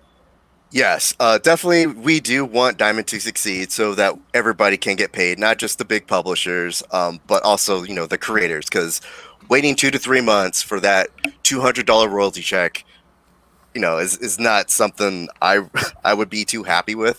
So no one wants Diamond to fail. We want Diamond to be better. But that being said, if my hot dog vendor isn't able to supply me hot dogs for 2 to 3 months, I'm going to go find another vendor or maybe 2 other vendors that could get me those hot dogs in a faster fashion. Now, again, nobody wants Diamond or that hot dog vendor to go under. We hope they do recover from this, and hopefully they do some introspective looking at themselves and revamp their system and come out of this better than before. But, however, money is there at the end of the day. People want their money. Companies want their money. AT&T wants their money. DC wants their money. I want my money. And, I would do the exact same thing that DC did in this scenario. That's it. Yeah, you just put pressure on them to at least do their job. Right. Nobody wants to go work for a company that's going to pay you when they feel I don't know when we'll be able to pay you, but I'm gonna need you to come to work for 48 hours in the next 2 weeks. But you may or may not get paid. That dog don't hunt to me. Fair point though. That company did that once in 30 years. So, let's not have that be what defines them. I understand shouldn't, that. But it's not just that one moment. It's a number of things that led up to that moment. Okay, you don't pay your cable bill once in 30 years. You want to be called a fucking deadbeat? I mean, they'll just come and take it away. They'll just come and take your money and turn your cable off. Yeah. But it's not just like they're not paying your cable bill. It's like, okay, we're talking, we're not paying our house note, we're not paying our internet bill, we're not paying our car note too. It's like a number of things that led up to this point that showed that they made a structured payment plan to their vendors during a pandemic, and this happened once in their 30-year history of running their company. I mean, I'm not faulting them for the steps that they took. I'm just saying that I'll fault them. It's ridiculous. It's absurd to be 90 days, 120 days late on a payment and still not have paid it, and still not be able to pay it, and you have to pay it in installments for the next 6 to 12 months. That's right. That right there is the problem. It's not the ideal, steps that they took to mitigate the issue is not the problem. Trying to do the right thing is not the issue. You can try to do the right thing all day, but like they say, the road to hell is paved in good intentions. You can try and do the right thing all day, but again, 30 days, 90 days, 120 days, 180 days, 360 days. If I was Diamond, I would take inventory of all the small pub. I wonder how much money Diamond actually makes distributing, say, a small press title. And I wonder if that's worth the social media bashing that they've taken by distributing all these really low level books during this you're not time of pandemic. You should be happy that we're even distributing your stuff. It's their job to distribute books from people. And yes, I get it's in the business world. It's unfair if you miss one payment, then you're on the outs. That sucks, but that is also the way the business world works. And if they work hard and have goodwill in place, then they will get these customers back. But it's not fair to say, my judgment, my savings, what I've done to prepare my business is a standard of which I'm going to apply to everyone else. And there are people who are living month to month. There are people who need that money. And to say, well, we've only done it once, so sorry this is coming in a bad time, but fuck you. That's not gonna I don't think they've said fuck you. I think they've said, you know what? When they don't, here's what we can do. I think they've communicated and they're trying to do the right thing. And I see good intentions on their part, and I see just a ton of animosity and because people can't pay their bad bills. mouth. Yeah, I mean, but look, it's spread around. I think Diamond's going to pay you, Brian, and I'm sorry it took them so long. I don't know, but I wouldn't have even. On the flip side, I wouldn't have even had your book in my shop if it wasn't for Diamond. Well, hold on. Let Rich finish. Larry, just look. It's you. If it works for you, awesome. That's great. It doesn't work for everybody else, and they're complaining. And by the way, it's going in the exact opposite direction now, as people are saying, well, DC, and everybody's dogpiling them. There's lots of criticism to go around this industry right now, and everybody's going to find their place and figure out where they want to stand with all this. But if you're a business and you're late on your payments, whether you communicate and you're nice about it, that's good. It's a start, but you're still late on your payments. And for some, they'll be able to deal with that, and some, they will not. And for those who are not able to deal with that, who need that money, who are expecting those contractual terms to be met, they're welcome and free and should go find business elsewhere. And when they go do that, we cannot expect what you did. You expected to just it's ridiculous. I honestly, it's ridiculous. Everybody has their own standard. Right. I just want to go on record here as saying, I don't hate Diamond. I actually empathize with the position that they got put in. Everybody got caught off guard with their pants down. Nobody was ready for this pandemic. Nobody was ready for the shutdown. They did the right thing, in my opinion, with trying to mitigate things as best they could. I was ready. I was ready too. But that's besides the point. It's besides the point. People were ready. But I'm just saying, I understand where DC came from in the decisions that they made. Whether or not we agree with it or like it or love it, that's how DC came to their decision, in my opinion. Mm-hmm. And that's all I'm saying. I mean, Diamond cannot pay me for the next 2 years. I'm fine. I'll be okay. But, somebody, a publisher like DC, where they need that money to stay afloat, that's a different story. Why do they need it? I mean, how else are they going to keep their lights on? Yep. I mean, that's their business. They got to keep those comic books flowing. Who knows how much they are owed? Yep. Who knows? I'm not privy to small their books. publishers run on credit. I mean, they're running on their American Express. These are people that are having to put supplies and pay salaries and to pay temporary payouts. Yeah. Do they still intend to stay with these publishers? Are they staying with Diamond? Brian, are you going to stay? Are you sticking with Diamond through this? So that's Antarctic's side of the house. I don't know what they're going to do. I know they're kind of in we're not sure where we're going to go sort of a thing. So that's out of my hands. But I print and distribute from my own printer, direct to people. Which, by the way, I really Which is the way to go for a small publisher. Yeah, that's just how I do things. Smart. That's I don't put my eggs in one solid basket. But that's not what a lot of people do. But that's not what a lot of these small publishers. I mean, if you look at the situation as far as the one-stop shop thing that Diamond basically set up, is that a small publisher could go directly through Diamond. They have a print run of 4,000 to 5,000 books. They sell that entire order allotment to Diamond. They have a deal contract through Diamond for all of those books. They have home lines of credit. They have credit cards that have to be paid, and then you come into the situation where we're going to pay you, but it's going to be strung out over the course of a year. Now you're not going to be able to pay your line of credit, and the creditors are yelling at you saying that we might take your house. There's a lot of pressure going on all sides here. And no matter how nice a person is going to be, no matter how good your intentions are, the reality is that if you don't pay your bills, there's going to be serious repercussions. So, Bingo. Oh, just one comment on this. The Diamond put themselves sort of in this position because they decided that for the last good number of years, they weren't going to enforce their minimum sales standards. They used to be 3,000 units. Now they're moving books with 700 units. There's no money in that. Everything below that 3,000 unit mark was essentially charity, and it eats into their cash reserves as a result, because everything that they would have been using, they would have been sitting in their cash reserves or as an opportunity to advance their overall product quality. They could have reinvested that into the business, but they decided to let publishers just entirely ignore that 3,000 minimum order threshold. Well, that, and they also let's look at this like at a very LCSs. baseline. No, okay, go ahead. Oh, sorry. Let's look at this like at a very baseline issue. If you have a friend, right, and you loan that friend $20, and he's like, "Yeah, I'm gonna pay you that $20 like every month, every time you borrow it," right? Then eventually, you got friends like, "Hey, that $20, I'm gonna pay you back that $20 over a course of 20 months." Are you ever gonna loan that guy $20 ever again?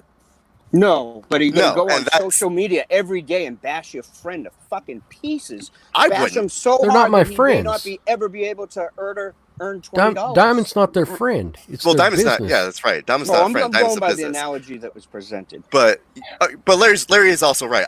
I personally wouldn't go and bash my friend like, "Oh, this guy, I loaned him $20. He's gonna pay me $20 over." Have a we course of 20 seen months. That's DC bull. bash Diamond Comics on social media? We have not, No. but we've seen people No. bash DC for But leaving We've seen Diamond and saying, like, customers "Hey, bash Thousands- DC. We've seen customers Thousands bash of people for Diamond. different reasons just bashing Diamond right now. I don't think people- that's Yeah, but those are good for all of customers. us. People are nuts. I mean, come on, let's look. Social media, we're talking about a bunch of fans, a bunch of people who bitch about everything every single week. Why are we now so pissed that they're bashing Diamond? They shouldn't do that. I agree with Brian. I would never do that. I think that's stupid. I've given some analysis. I've said this is what I think's good. This is what I think's bad.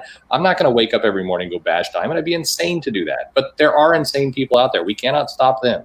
But Wes brings up a good point. I don't see DC making a variant cover saying, "Haha, screw you, Diamond." I don't see any of that. That was incredibly low effort, and it was incredibly Petty. poor taste, petty, vindictive. It's just an odd program.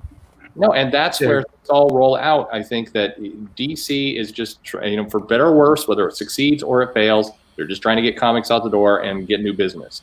The other parts of the comic industry going on, now week 2 of a tantrum over this, all they're doing is distracting themselves from putting out good product. They should really shut the hell up and just focus on getting their house in order. The best way for Diamond to get revenge on all this, honestly, and have a good business is just be stable, ship confidently, and enjoy the moment when DC comes crawling back in 2 years because these other options have failed. It'll be wonderful. Steve Jeffy can have a wonderful time. That's what they should do. They should do that. Pay their bills. So we do have a $5 super chat from Gasm Band, and this is directed to Larry. Can we talk about how you don't have a ceiling?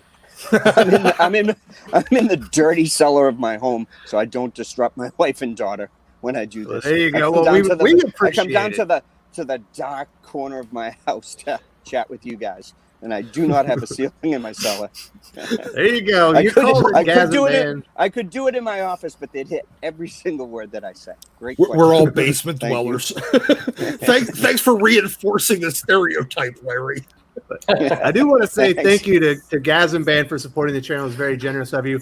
So this one we won't hit on very, very much. I know Perch kind of addressed it, so I'll let you address it here. This is specifically addressing something he said in a video, and the guy says, wait, Image scooped capital by going exclusive with Diamond. They only did that after DC went to Diamond, so okay for DC but not Image. Completely missing the point that you made in the video, and that was from David Finley. Yeah, I mean, it's kind of the backwards on this. I mean, Image, so first of all, when those discussions were going out and Capital put their terms forward and Diamond put their terms forward, Diamond put forward better terms, Image went with Diamond. That's business. I mean, there's not much more you can say there. You can't say, I don't think anybody was screwed, anybody, by making that choice. You know, Diamond put out the better offer, Image went with Diamond. I think it's as simple as that. Now, I like Capital City better. As a retailer, they were nicer to me. I think they were more innovative and a lot of great things. But at the end of the day, Diamond had more leverage and more ability to put a better deal on the table, and that's what worked. And that's just the way it went. The other direction, they did that after DC went with Diamond. Yeah, DC also made that choice. So I mean, this is business. It's not that anybody screwed anyone else. It's just these were the terms that were on the table. I don't really get this analogy. Like I mentioned before, it doesn't. This whole analogy doesn't make a whole lot of sense. At the end of the day, these publishers have to make the best decisions they can to stabilize their business, and that's what they're going to do. So it's not a who screwed who or who went exclusive where. This is what they've done. Yeah, it's their responsibility to their company to go and negotiate the best terms of service for distribution for their comic books. Right. Is this the ideal time? Did they give enough notice? No, I don't think DC did give enough notice. But it was responsible for them to at least look into it. And if they found something they thought was better than what they were getting with Diamond, whether it was the price or the service or a host of other things, then I think that was what their responsibility was to the company. That's all. We don't know a lot of what was going on behind the scenes discussions between DC and Diamond either. There's probably a lot of shit that I would say that there are thousands of emails and messages and conversations behind the scenes that we're just not privy to.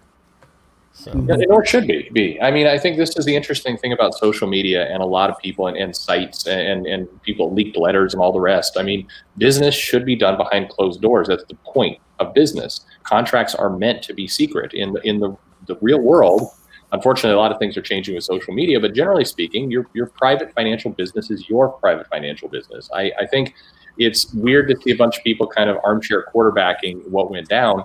I absolutely believe that DC should have given more notice completely, but it is what it is. And again, who knows what went on behind the scenes? But a lot of people were speculating that DC just woke up one morning and said, you know what, fuck Diamond, let's go. And then they made all these changes. There's zero chance. I mean, even Diane Nelson, as Wes and I talked about years ago, was having conversations with Diamond about, their sustainability, if they were viable. This is not new news. I think the only part as analysis on the outside looking in, and from comments I've heard, is the question I have is why didn't Diamond take more proactive steps faster? That's the unknown to me, because none of this stuff is a surprise. Diamond had them locked up in a contract and was just Diamond was like the Marvel and DC editors, just complacent and fat. That's why they didn't take proactive steps. And this is the consequence. Honestly, I mean, if in any business anywhere, if you take your customers or your partners or parts of your business for granted, some disruptor is going to come along and take it away from you. Yep. That's been true for 100 years. Probably. That's business. That's business. Mm-hmm. So we do have another $2 super chat from Jamal from Garbage Tier Media. A single point of failure to destroy the empire. Speaking about Diamond. Now, this is where I somewhat disagree with Jamal. I don't think anything was destroyed. I think Diamond has an opportunity to regroup, look at the customers that they still have, and maybe fix some issues that they had with the company and be more profitable moving forward. Certainly, DC is not destroyed. They've gone in a new direction. We'll see where it goes. But I think everyone has an opportunity to take this point in time and move forward with their company and do things differently, more efficiently, and maybe lead the comic book industry to a new day, like a revolution of new readers. That's the way I take it. Larry, do you think anything was destroyed in DC Comics leaving Diamond? I think, honestly, to bring up Purchase Point, with the business just being so transparent, I mean, all of this, ultimately, if your comic shop is still carrying DC Comics, this past week has all been about what warehouse your DC Comics ship from. I mean, it's a non-point. Eric Stephenson's letter was a letter, a private letter to creators that got leaked. I mean, we're savaging minutia. Well, that was also a Star Wars reference. He was talking about. Yeah, he was talking about the single point of failure on the Death Star. Yeah. No, and you mentioned this before, Larry. I want to stress, yes, that letter may have been toward creators, and that's fine. I think it's eye-opening that a head of one of the major publishers would think that was an appropriate communication to creators. That wasn't. I mean, public or not public, to call one major part of the business a sociopath is incredibly irresponsible, particularly when you have several creators you are relying on. The Image is not in great shape with Walking Dead gone, Saga, on infinite hiatus, seemingly Wiccan the Divine gone, some of their bigger sellers gone. They're they need more, and they're hoping Image needs a hit. They're hoping for Scott Snyder and Undiscovered Country and some of these other books to pick up the slack. So you're going to take a shot across the bow at DC when one of your creators that you hope will fill that gap works for DC, and in fact is their big writer at the time. It's incredibly irresponsible, puts them in a very hard position. And if AT&T Time Warner is watching this or taking advantage of this, they're going to start to lean on their creators saying, you don't work with Image. That's the consequence of that. It is shooting yourself in the face. Knowing the nature of social media and the way that things circulate and how fast things can get out of control and everything like that, the idea that somebody would come out and say something like that to a fairly large group of people is just mind-boggling to me. That's just like, it's worse than what Wendig did this week. It's just like you just pull the pin on a hand grenade and throw it in your shorts. So it's so stupid. But anyway. Oh, before Wes gets his I'm glad next you super enjoyed chat, that. Before Wes gets his next super chat, I want to say I've actually seen a publisher, right, take fire a shot across the bow to another publisher, right, and they didn't realize that the people that worked for that other publisher also worked for them, and people ended up just leaving that first publisher. So again, for me as a creator, Image saying like, oh, Diamond or DC, they're sociopathic and they're evil for not staying in this house while it's on fire. That just tells me as a creator, like, hey, if worse comes to worse, Image is not going to look out for me and my best interests. So if I ever get the choice, I'm going to jump ship and go over to that other publisher, DC, because obviously they care about, their product, their employees, their creators, and keeping that work coming. Yeah. So thank you very much. We do have a super chat that Brian actually just talked about from Ryan Wilson, $9.99. Thank you so much for supporting the channel. It's very generous of you. At the end of the day, DC didn't lay off, furlough, or pencils down anyone. They looked out for their company, customers, employees over Diamond, who they owe nothing to. Larry, does DC owe Diamond anything after their 25-year partnership? Maybe some type of, I think they owed them more than what they got. I think they owed them and their retailers and everyone. I think they owed them a longer, more headway as far as the announcement and more transition time. But as far as the loyalty and everything, I don't know if they owed them that. Based on Diane Nelson's comments on Facebook this week, I don't think that DC owes Diamond a thing, because obviously there's been points of contention, going on for a long time, where they've been saying, do this, do that, upgrade this, and Diamond's been completely unwilling to work with them. Then it came out that their contract had been expired for some time, and that they had let Diamond know that they could be leaving, with a 60-day notice or a 30-day notice. So they don't owe Diamond anything. All right. Does anyone else think that DC owed Diamond anything at the end of the day? Am I back? No, I think DC owed their customers, their readers, more than they owe Diamond at the end of the day. And at the end of the day, DC made the right move to say, like, okay, our customers still want our books. We still need to keep our employees employed. So what's the best course of action? Oh, we have these two distributors that can service us right here, right now. And so we're going to do that. And again, there's multiple things that led up to DC leaving Diamond. So it wasn't just the lack of payment. That was probably the straw that broke the camel's back. Mm-hmm. But when you're talking business, you really have to if you have a real good working business relationship, then things like this would never happen. Right. So I want to say thank you very much to Ryan Wilson. Sorry, Perch, did you want to chime in on that one too? No, just look, I think DC, you could argue DC owed Diamond something, and they gave them that. They fulfilled their part of the obligation. I mean, for years, as we now see, DC has been trying to repair this situation. I think the question people should ask themselves is, how long should DC have tried? How much blood do you want out of that? How many years should they bang their head against the wall? It's clearly been going on for quite some time. And so at the end of the day, are people expected to just stay in a bad position indefinitely? For why? I think DC actually, as we're seeing, and we're not in those rooms, that DC actually did quite a lot to try and repair the situation and try and help. So it looks like we might have lost Larry. He probably lost power on his phone. Definitely thank you to Larry for bringing a spirited debate and conversation. Really appreciate that. We do have one final thing to talk about. And this, I think this guy is actually a retailer as well. This is from Dennis Barger. You guys, speaking, I think specifically about me and Perch, but maybe possibly about the entire channel. You guys hate Marvel and carry DC's water, so you hate retailers just as much. You condemn retailers for not being happy, but constantly say you aren't happy with Marvel and retailers. I don't hate anybody. I have a YouTube channel. I comment on the news and the situations that are going on in the industry. I certainly don't hate Marvel and love DC. I criticize DC a lot, especially when I think they've made a lot of bad moves. And I've been very complimentary of Marvel when I thought they were making a lot of good moves. But unfortunately, right now, at this moment in time, I think DC is head and tails outperforming their peer group as far as their reaction to the coronavirus, the pandemic, and everything. Whereas I think everyone is lagging behind, specifically Marvel, who I think is doing a terrible job as far as opening back up and getting enthusiasm back in the market. Pele, do you hate retailers?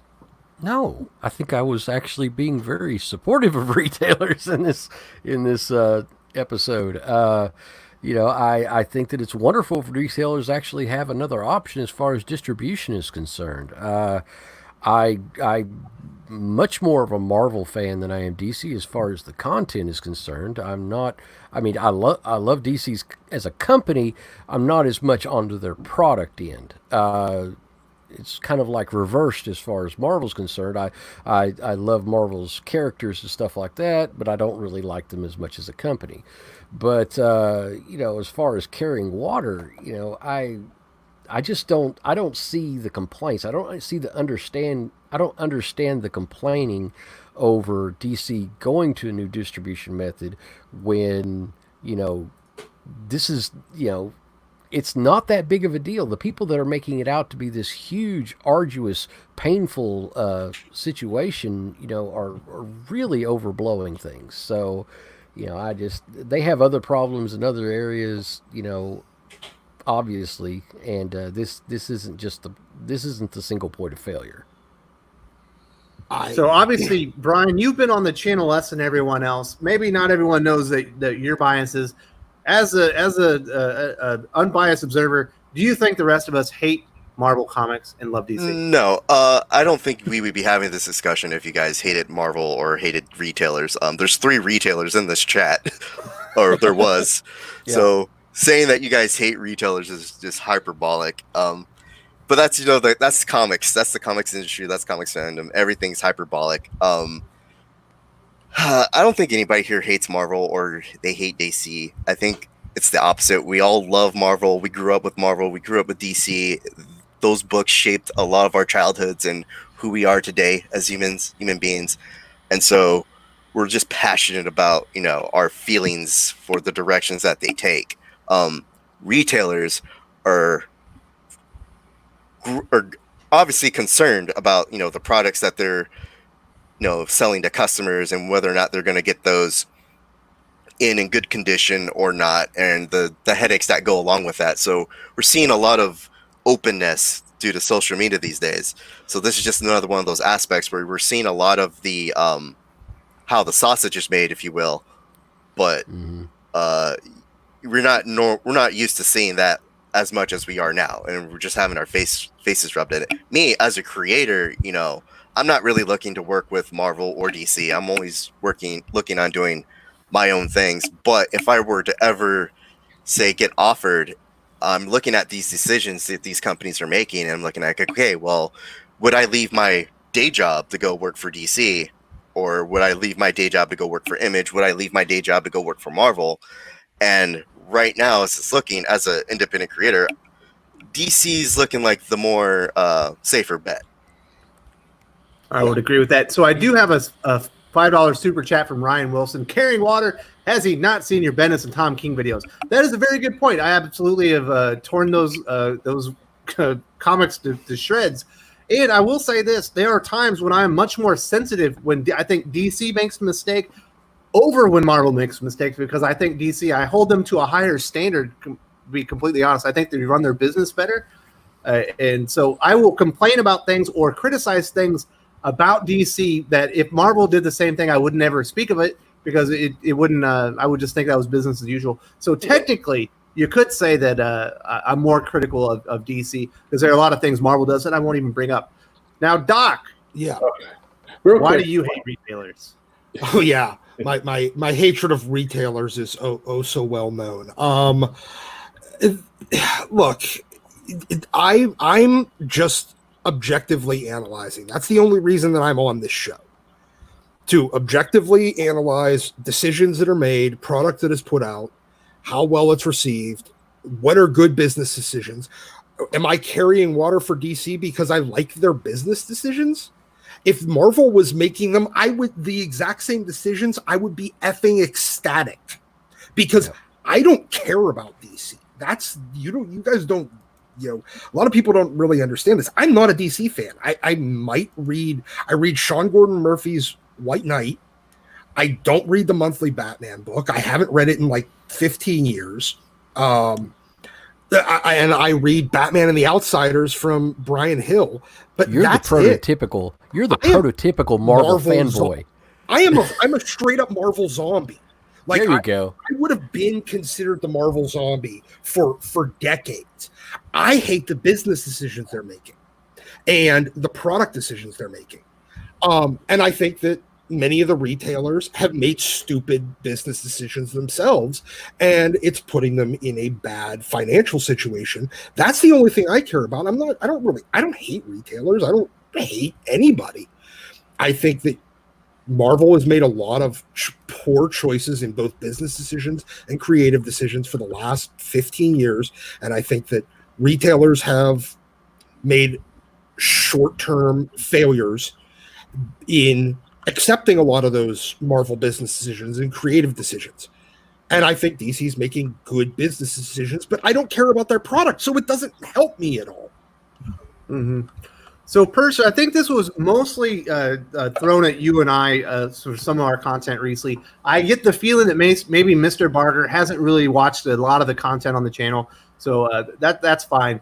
But what do you think about this idea that we're carrying water for DC and we just hate retailers and Marvel? I mean, it's ridiculous. I think, like many of the people on the channel here, I'm born and bred in Marvel in a lot of ways. That's where the bulk of my collection sits. I'd rather, my fondness of the X-Men and other things, I'd happily go toe-to-toe with Mr. Brevoort on trivia knowledge any day of the week, where Marvel's concerned. But look, when he's not read anything. Fair enough. When some people, for people who don't know that reference, he would go to cons and do a, try and stump Brevoort kind of contest, and it was always very self-serving and stupid. But anyway, Diamond's making some good moves here, and we're going to say this. So I mean, he's been on my in my comments. Barger, for whatever reason, is pissy. But as I mentioned in the chat, it was 1 year ago that Dennis Barger was banned from Diamond events because he's known for being a prick in the industry. He makes big comments. If you search him in Google, you'll get a lot of people. In fact, it's too bad Larry left, because there's articles. I don't want to send anybody to Bleeding Cool, but there's articles where Larry is giving comments about Dennis and how he's, he shared some insider information, and it was a dick move, and it is, it's just, there's a lot of history there. Mark Waid threw comics at Dennis Barger. I mean, I don't know. The guy is long known. He's out of the industry pretty much at this point, and he's long known as an agitator. And yeah, but Mark Waid also punches holes in walls because he's a child. Sure, lots of things in this whole world that go on. But I mean, I would just say, look, you can judge us by the content of our words, and it's really as simple as that. I agree with that. So that'll basically finish us up today. But we are going to go back and talk about the very first topic we addressed when we opened up the show. We obviously lost a comic book icon this week. Huge loss for the industry. Pele, if you were talking to somebody and they said, you know what, I don't think I really appreciate Denny O'Neil, what's the one story that you would tell them to go read today?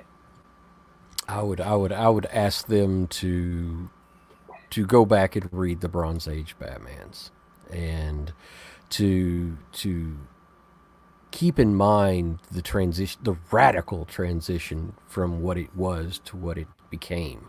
And he cemented that character is the greatest cultural icon probably of the 20th century. He and Superman probably neck and neck as far as popular culture is concerned. And he made Batman that way. That Batman became that way through his effort, his writing, his dedication to the character, and created the greatest villain that comics has ever known in the Joker.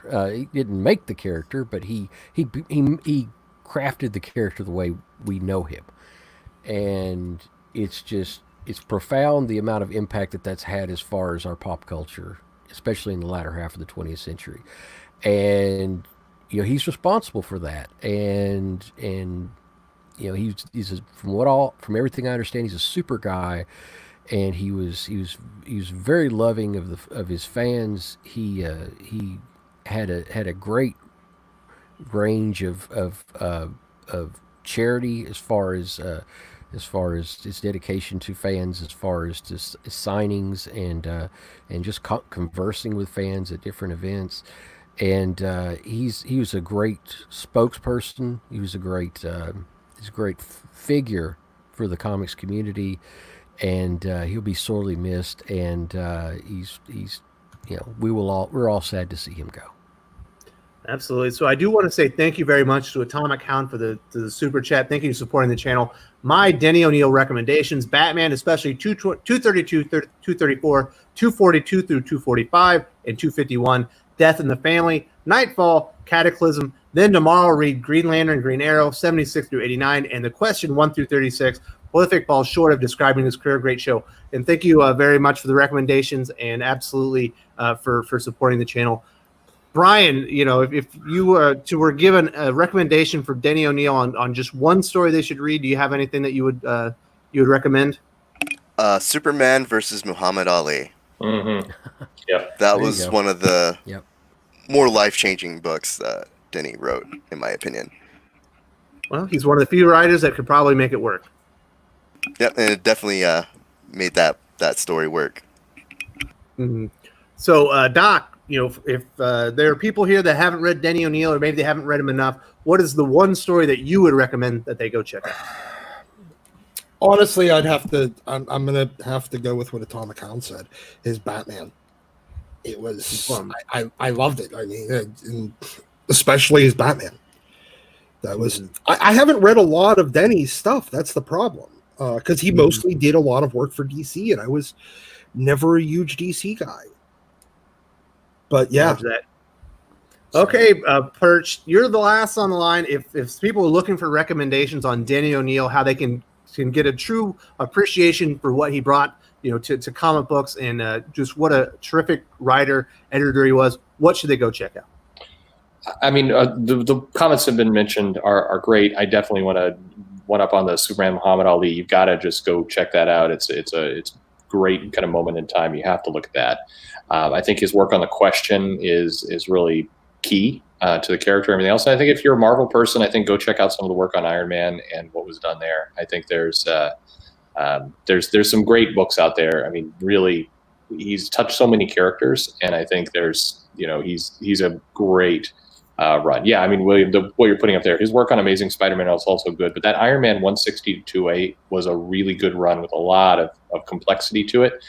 And I mean, you see the art and skill of what's handled there. So you don't see that today in either company, and so you're really missing out on a lot of great work if you haven't read him. and comic industry is a smaller place with his passing.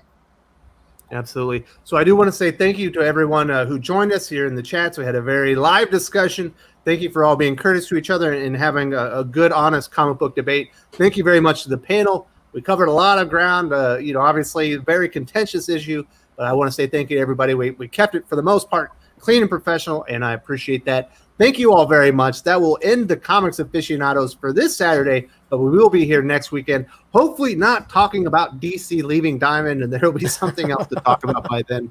But you never know. There's more things could happen in the meantime. We'll be talking about Antifa Stan's first comic publisher. Oh, Jazz. Let's get to Jazz. Yeah. Gardner Hopefully, Man. just make sure you wipe your ass, and we'll see y'all next week. Yeah. Reminder Wipe to the it residents twice. of Chad.